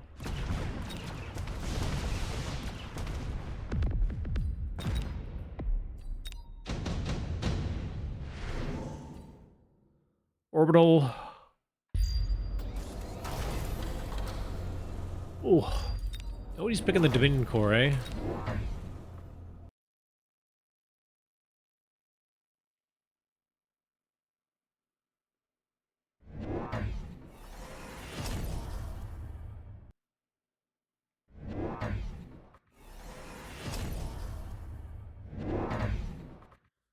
Another Phantom Ray.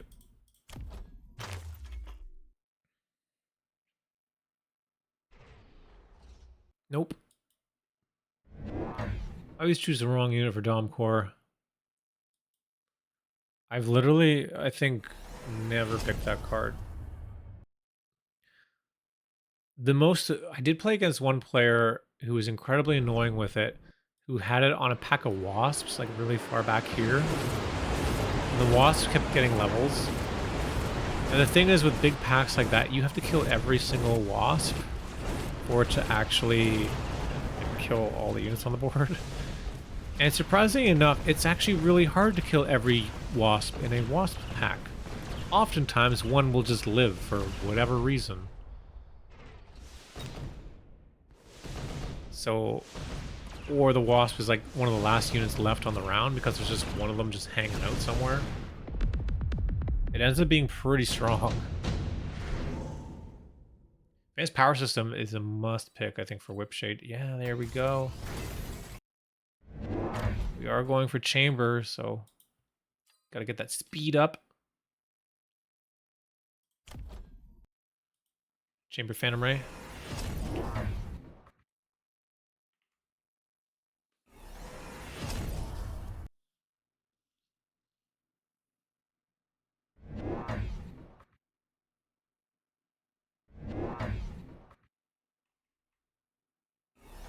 Now we have a flank down here in the bottom left. Are these sabers doing anything? Not really. Not really any big units to hit.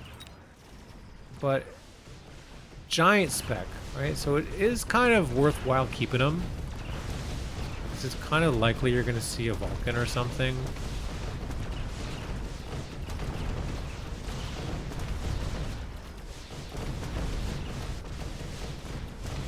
Timing on that Phantom Ray. Nice tower. Okay. Double tech Void Eye already on round 4 is really expensive. Not sure about that. Ooh, sandworm.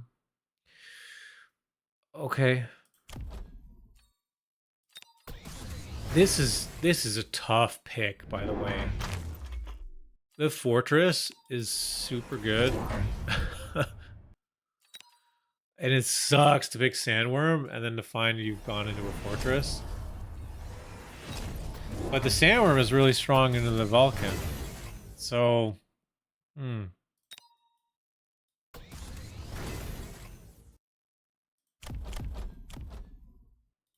yeah, this is good.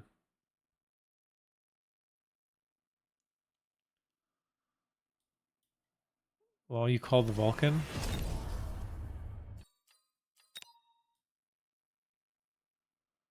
Vulcan got sold, though? Why did you sell it?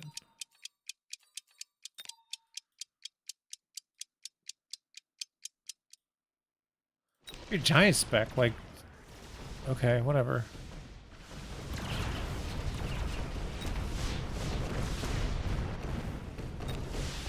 I still got a few games, but I'm gonna keep the speed up a little bit.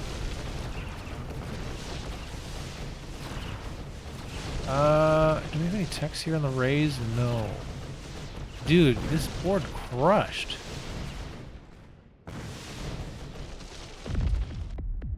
That was huge.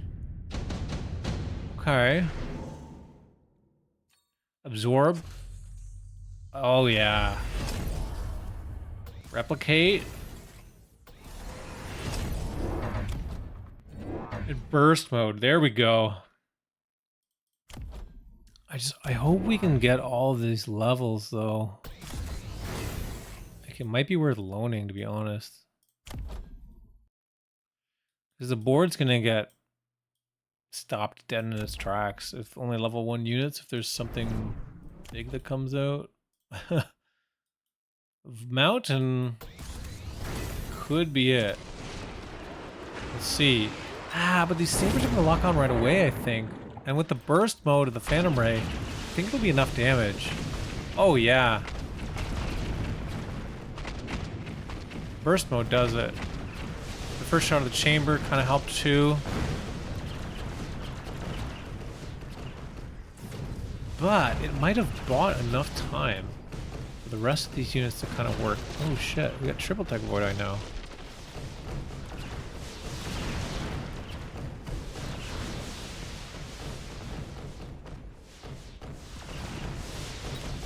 Phantom Rays.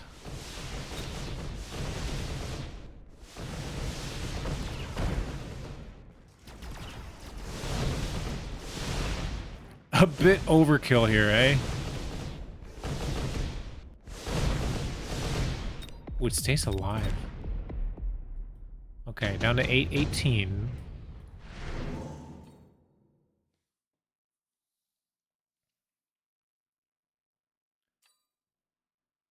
I feel like either... okay. Man, you guys really like the barrier on the sandworm, eh? I don't know.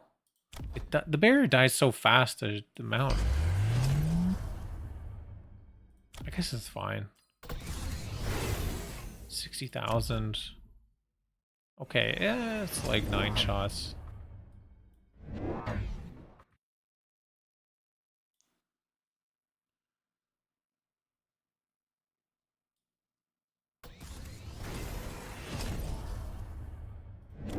Photon for reasons that I don't know. I think that was kind of a waste of money here. And this is just crazy too. Not putting anything in front of the mountain this turn. You can't get away with this. You can't keep getting away with this. I guess the photon gives damage reduction, but... oh my god! It just dies! Yeah. Didn't protect the mountain. I think that's gonna be it. just a naked mountain up in front, tanking everything.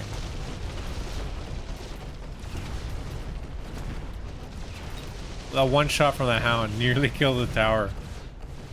Yeah, it's gonna do it. Well done, Whip Shader. That was a clinic. Just a clinic.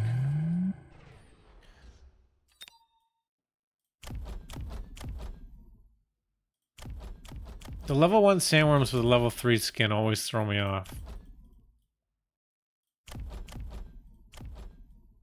Yeah. Yeah, so cool. Another hound. Hound Ray.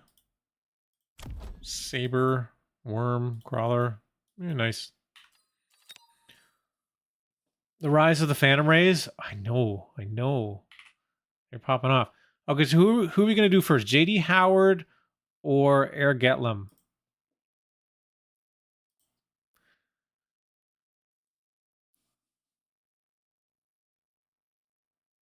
Airgetlam's is apparently... Yes, I don't know. You guys both wrote like big paragraphs about what you're doing here. JD Howard, I'm not reading all that.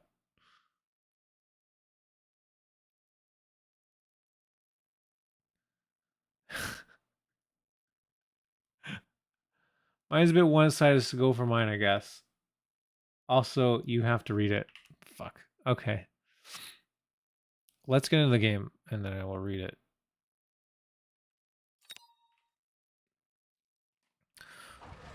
All right, here we are. The second last game of the night. And this replay is from JD Howard, who writes in the submission. Along the western oh my god, let me start again.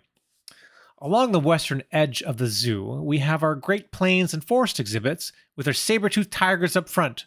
Next, you can see our fire badgers, and slightly to the east, our wild dogs.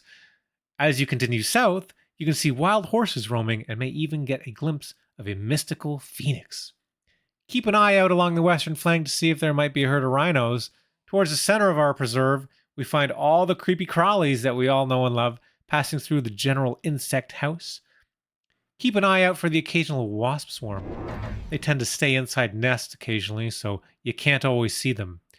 Continuing on past our arachnid house, sadly, our worm/scorpion enclosures are under remodeling, so the exhibits are closed to the public. However, the animals are being currently cared for by the Skeleton 12 group, so if you are in town long enough, stop by across the street and you may see the worms and scorpions on loan. Lastly, you can walk through our beautiful aquarium with a touch pool of manta rays and stop by the impressive octopi exhibit. Before you leave, stop by the eastern flank to see if those crustaceans are having fun. Thank you for visiting Mech Academy Zoo and Aquarium. Please stop by the gift shop on your way out.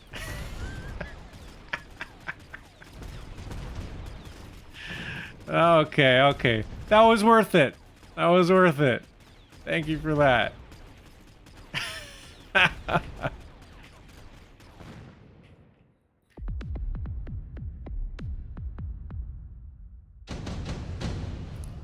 Evil says, sounds magnificent. How much is the ticket? There's a great deal on Tuesdays where all admissions free with submitted Borked Build.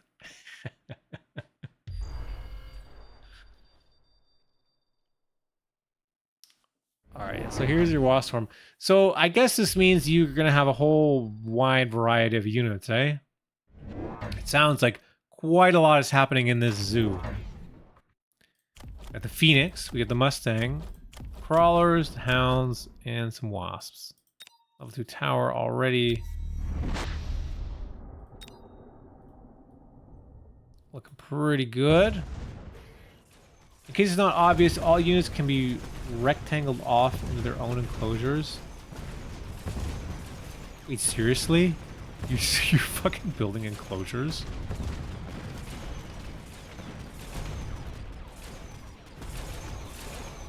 Dude. Above and beyond. Above and beyond.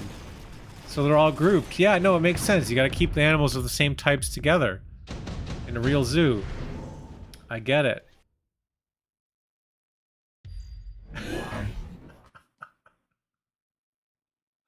You guys are cracked.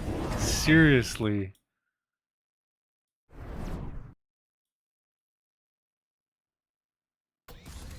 This is above and beyond anything I was expecting.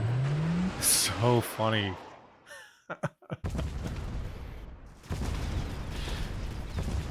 It was Meow in the chat that had the idea.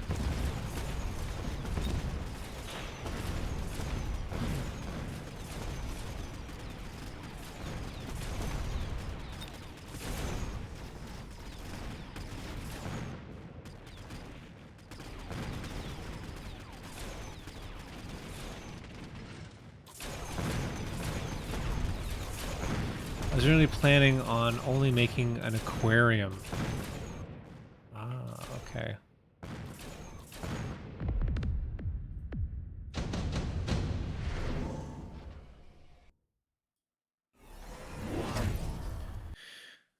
Scorpion or crab or badger or rhino. You actually got your pick there. 4 animals. Gonna go for the rhino exhibit.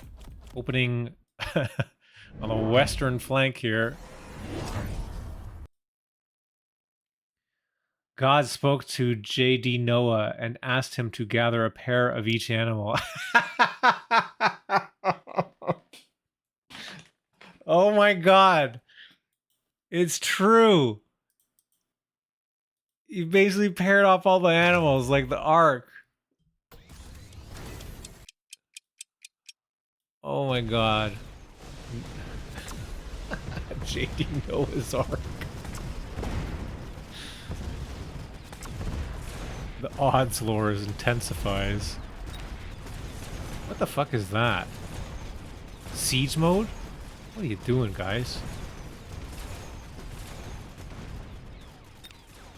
Level 2 here. I wanted to pair each. I wish I would have thought of that, but I brought more than just 2. Backup. You know, animals, just in case, you know, one of them doesn't make it.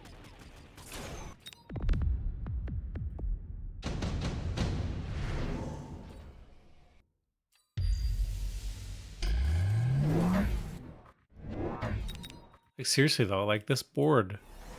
Yeah, we got a cage of phantom rays. There's the aquarium. The Mustang's got a missile interceptor though.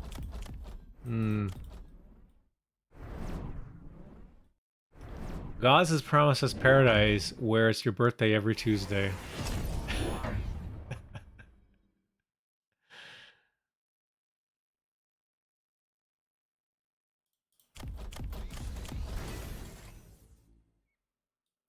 Yeah, we got an acid leak at the zoo. Pipe burst somewhere. Acid's gonna kill all the saber-toothed tigers.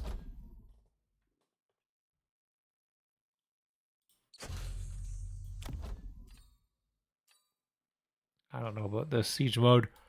Get right side. Oh, get one of the Phoenix. The other Phoenix. Yeah, that acid is quite good here. Looks like the crabs are starting to take effect here on the top right. Northeast.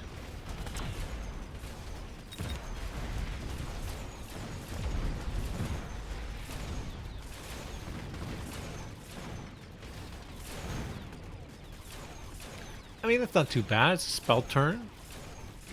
You're gonna lose and not by much. Or wait, are you even gonna lose? Oh man, that's siege mode. Yeah. Can we get this guy though? That'd be huge. Yeah, man, you're golden here. Don't worry about it. This is also my first try, FYI. Thankfully, my opponent couldn't quite figure out what to counter since I kept getting new units. Yeah, if you don't know what you're doing, then your opponent can't know either. Right? That's the ultimate plan. I say that a lot. If I don't know what I'm doing, then neither do they. You can't counter what you know, they don't even know.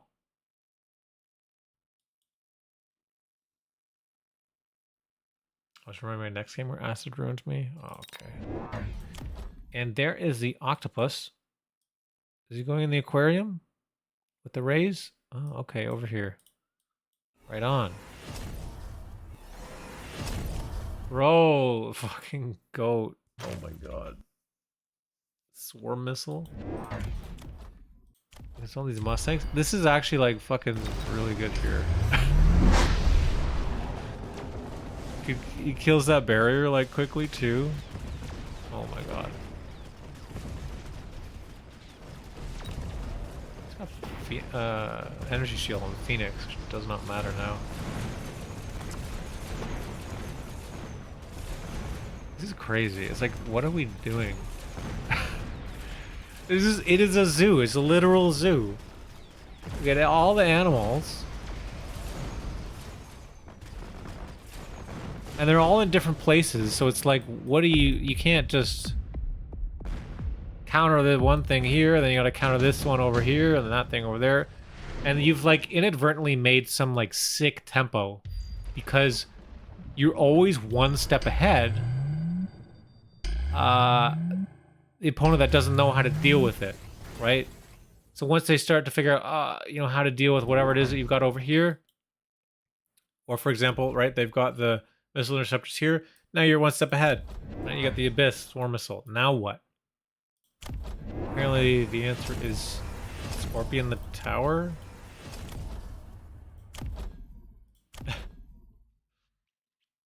When you do a Bob Ross build, just make a beautiful little shapes on the board.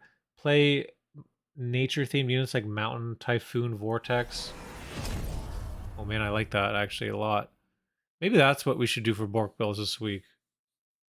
We should do something like that. The Bob Ross. Paint me a picture. Paint me something beautiful.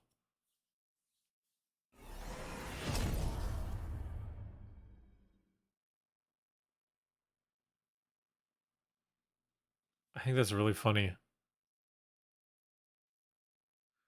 One thing I used to do a really long time ago in Brood War, in the big, like, 4v4 maps or whatever, or 3v3 BGH or whatever, used to build photon cannons in the shape of a penis, so that if you looked at your minimap, there would be a penis on everyone's minimap. That was the strategy. It was called the penis defense.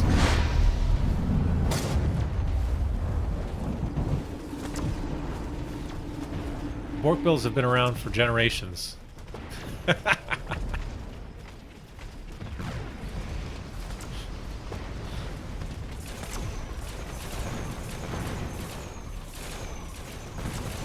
Arrows down to that scorpion.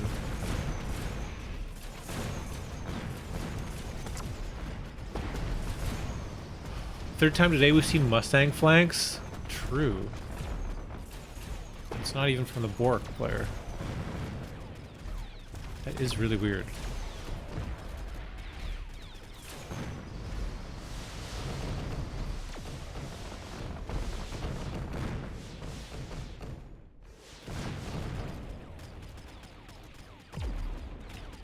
What do you guys think? Should we do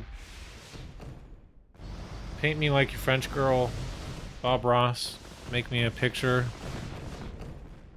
Bork build? Or should we do the shield Bork build? Or should we do the slow Bork build?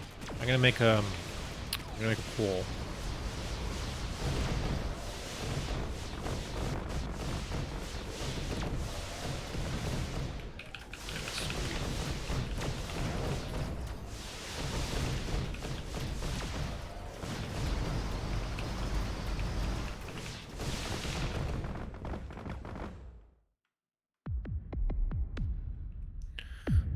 Bob Ross, My Life for Aiur. Oh man, the game ended.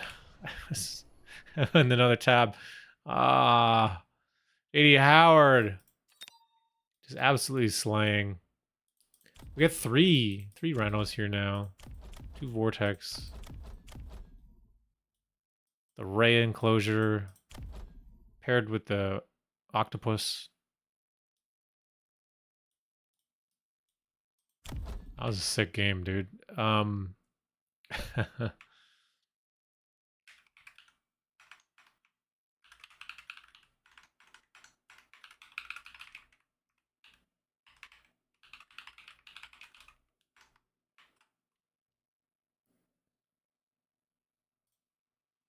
Alright, there's a poll. Hopefully some of you guys are here to do the poll. Only took 2 units, I think. Yeah, when you build so many different units, then you know. We got emergency armor and we have swarm missile. No point in teching if you have like only 2 of each unit. That was a fun replay. Thank you for that. So we got the last one here is Airgetlam. I guess I should read what Airgetlam says as well. Airgetlam in blue. Beast Wars presents Vengeance is Mine. Gods, consider this offering instead of my initial one, which was fairly generic. Okay, so he submitted a replay earlier, the first attempt. But we've not chosen that. We've chosen the second one. He goes on to say, this here is prepared with a great deal of planning and only the finest, carefully selected ingredients. In other words, oh, wait, there's some emojis here. A spider emoji, a bee emoji, another spider emoji, a boom emoji? What does that mean? In other words, aside from 2 crabs from a drop I kept for decoration only, I limited myself to only deploying 3 types of units. Arthropods only. It worked out, although my opponent had a good start against what I wanted. Arthropods only. Spider bee. What the fuck?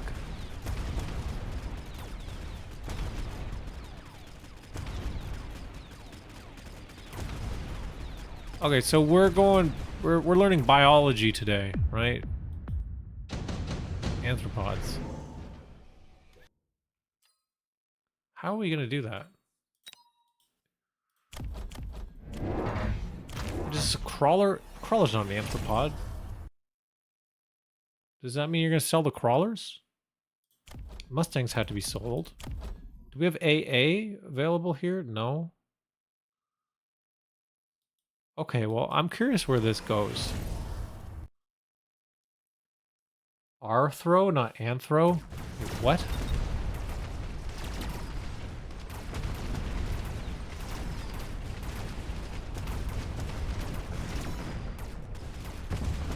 Arthropods. Okay. For those of us who don't know what an arthropod is, maybe someone can fill them in. You know, just so everyone who's watching the stream knows what an arthropod is. Invertebrates.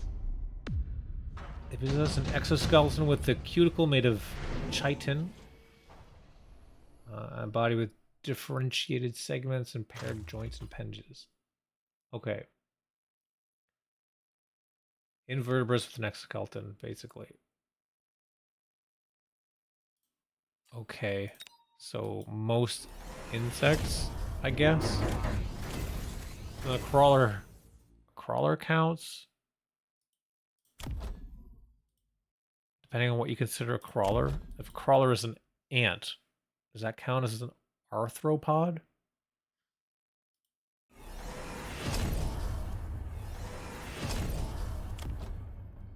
Crawler is a worm, it's not an arthropod, right? If crawler is like a centipede, then it is.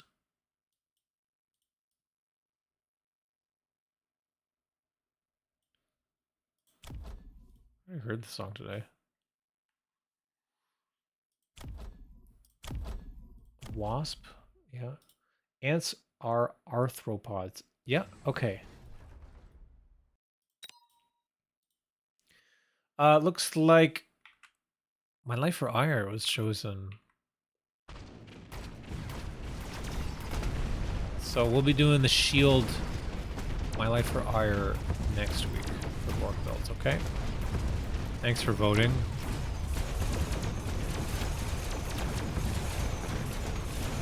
that one's been on the back burner for a few weeks, so yeah, that's good. The rules for that were what? We were going to do, you have to have units that have shields. You have to tech first, their portable shield. Tech. You can take a portable shield item. That's fine. And anything that doesn't have a portable shield enabled must be under a bubble shield.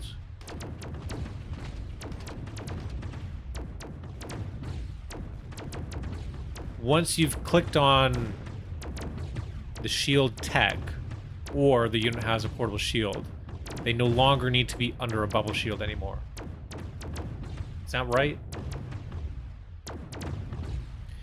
And I mean, you can't do that from turn 1, right? So, from turn 2? Crawler feels like a beetle.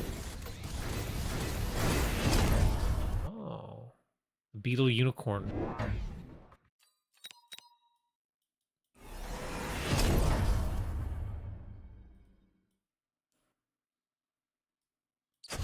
Can't get any closer to these guys.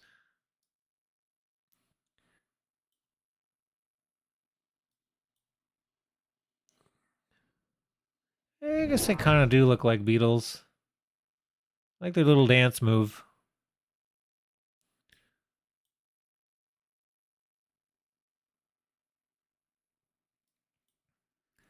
But the drill is kind of like the horned chameleon. And that's kind of what it reminds me of. Ugh.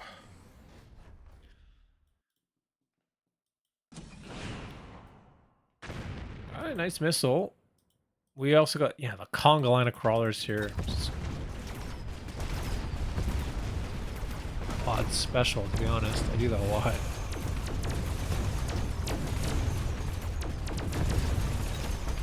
Wasps are really great here. We got the range on the wasps too. So wasps are going to have to be the anti-air. Power goes down would be really good. We do have aerial available, but yeah, experience on that. Level 3 soon with that improved firepower. It's going to be very strong for these wasps. I think round 2 or 3 would be fair for shields. All units protected by shield at start of round can be individual shields, either tech or portable, or under bubble, whether it's airdropped, bought, or generated by a giant.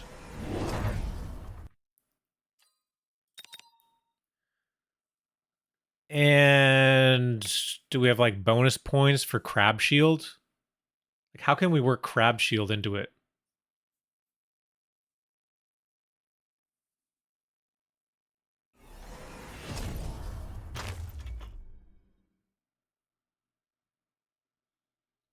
Is it basically a sentry? Yeah.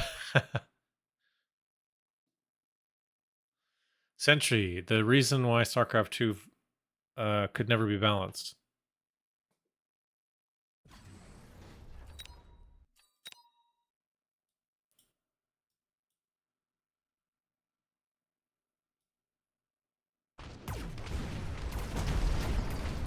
Those arc lights die right away.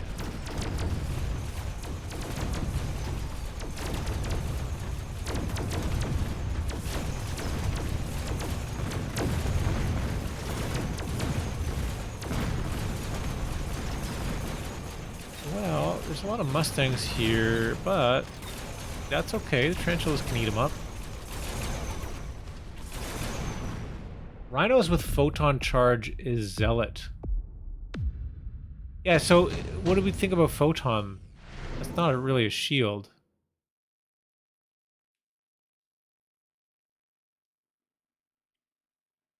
Charge Zealots, Rhinos with photon and mech rage.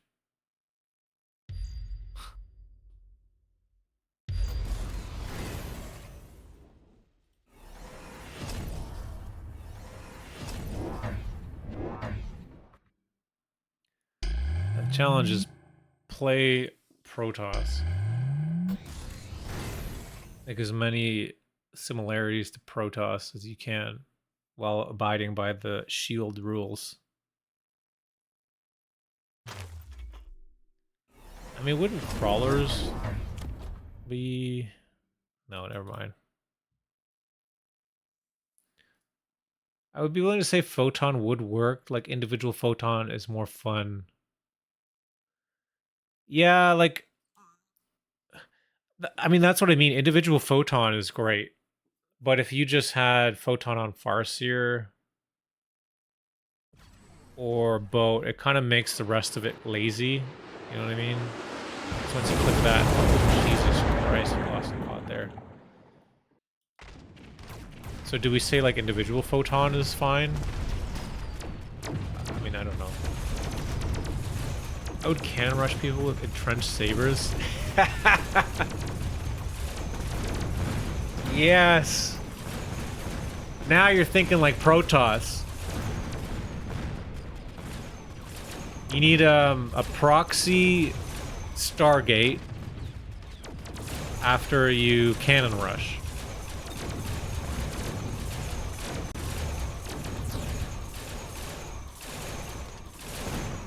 Or you go Nexus first, whatever we're gonna equate to Nexus. What is that, War Factory first?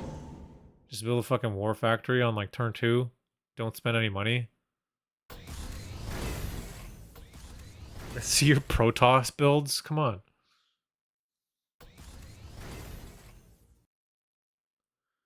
Photon Rhino. Overlord is Mothership. Yeah, that makes sense. Abyss or Melter is the big laser unit. The Colossus, you mean?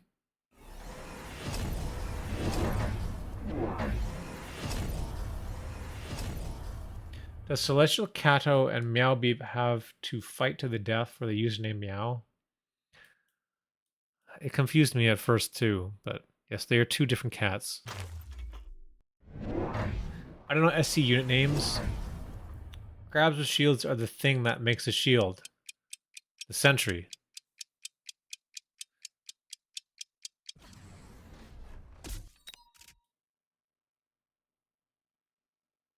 Ooh, we got the spider mines. Actually kind of messes with the storm colors.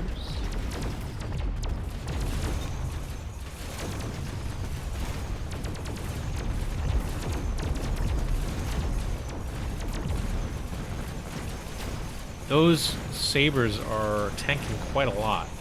But if they can die, then yeah, these tarantulas have no problem clearing the rest of these mustangs. Well, I say that, but they've got armor piercing. They are doing a fair bit of damage, to be honest. We need HE or something. Yeah, wow, that should not be possible. Got +2 attack. I see.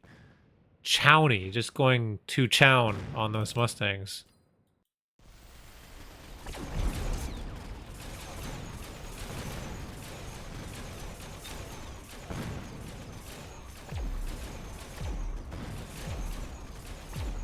This is the boom from the emojis. Spider mines. Yeah, spider mines are a thing from the vulture. Tarantulas level 3 skin are very horned beetle coated. Yeah. That is weird, right? It's a spider, but also a beetle. But it's actually a reindeer.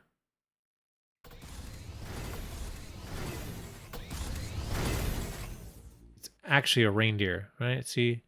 You've even got a red, like a bell, and a red, looks kind of like a red nose. But it's actually a bell with a bow. Like a reindeer, horns, reindeer eyes. All wrapped up like a present.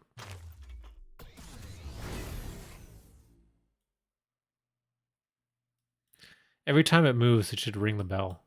You should just hear jingle, jingle, jingle, jingle. It moves.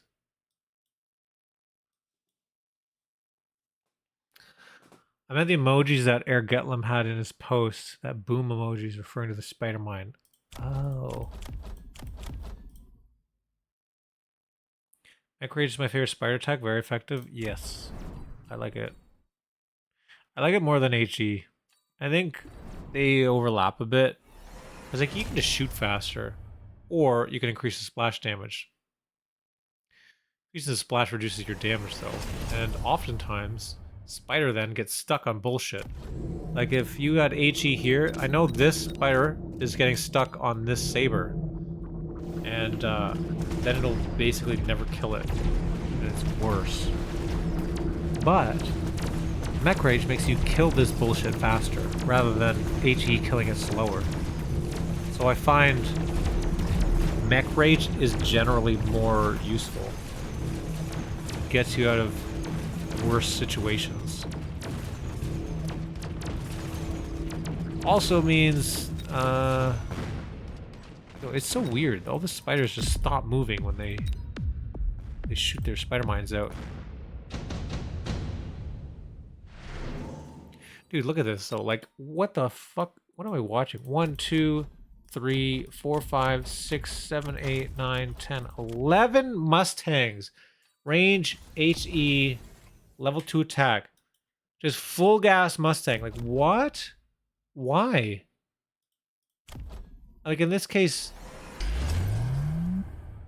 HE seems really good. You just gotta kill these couple sabers and, like, all this shit's gonna die.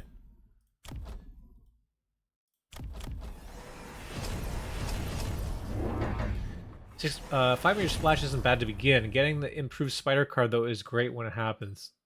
Yeah, I had to double check here, because it's like one of the best cards in the game, in my opinion. It's a really good card.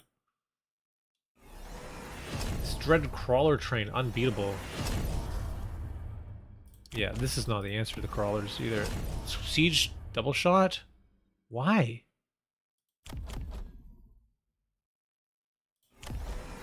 Fuck siege mode, man. Take this off. Nobody wants siege mode. Get range if you want it. Range double shot. Siege mode is like, you just miss. And it's not a standard board. Like, siege mode is what you play into, you know, Vulcan melter sort of stuff. But the spiders are quick. The crawlers are quick. No, not siege mode. Double shot, sure. Siege mode's, I don't know. Maybe a big missile here. Oh yeah, but you picked up the energy shield this turn, so nicely done. Oh, the crabs! The crabs! The crabs take down those sabers. Or scorpions, rather. So many Mustangs. But so long as these tarantulas survive... Yeah, I mean... The Mustang Scorpion is a good comp. But I feel like you want range, you don't want siege mode. Having range on the Scorpion and range on the Mustang means they're like the same range or whatever. Oh, it's not over. Down to 80. So if they're the same range, then they kind of like affect each other a bit. So 135, and this is 200 now. So the Scorpion actually goes behind the Mustang. This is 40, 100 meters. So it'll be 140, right? Versus 135. Which is like, the Scorpion is more than 5 meters as well. Right, it's what, 30 meters? So the Mustangs are sometimes in front, sometimes behind. Having them like closer together messes with the ability to kind of like target the right unit. You know what I mean? Also, further information, Airgetlam said, aside from the crabs, they're all arthropods. But turns out crabs are in fact arthropods. Yeah, I would have thought so. 4 Wasp bring out the 91359 Mustangs.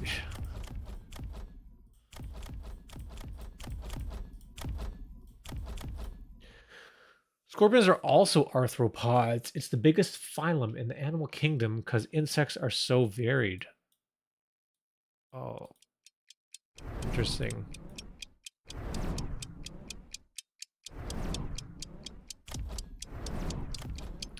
Okay, we're gonna double, triple missile these scorpions.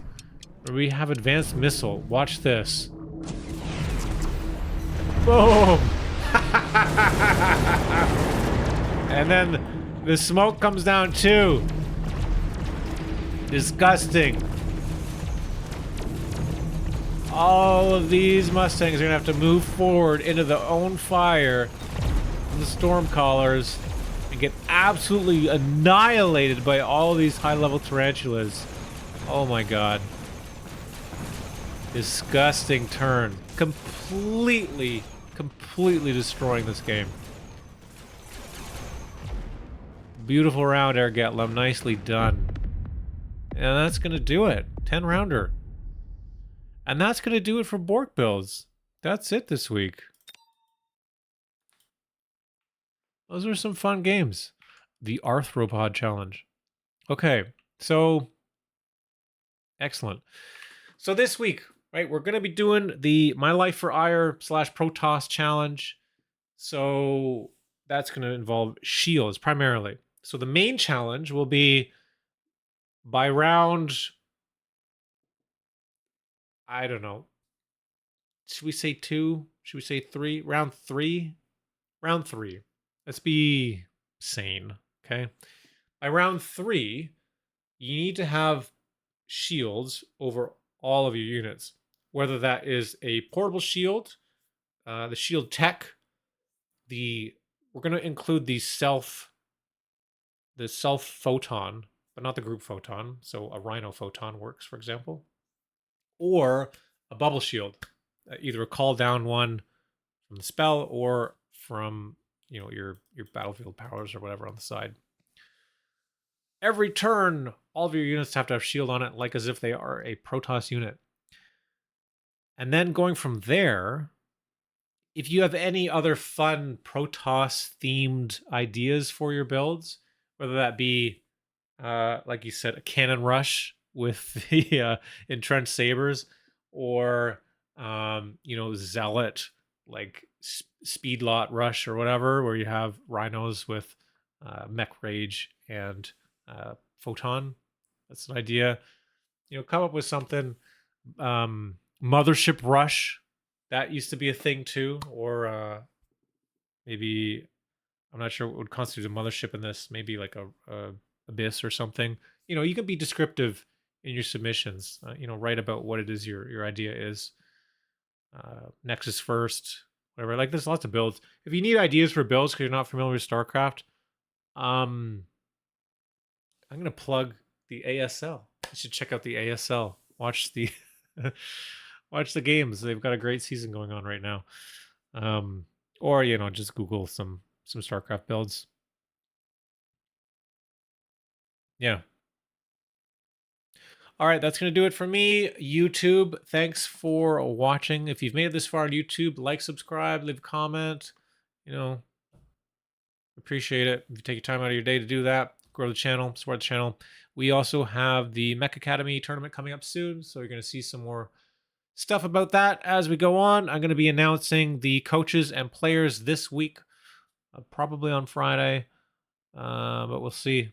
Friday, Saturday. Maybe it'll be on the weekend. I'm not sure. I know I said it would be Friday, but then we delayed by a week, so technically it's still going to be early by a week or whatever. But yeah. All right. Cool. Have a good night, everyone. See you later.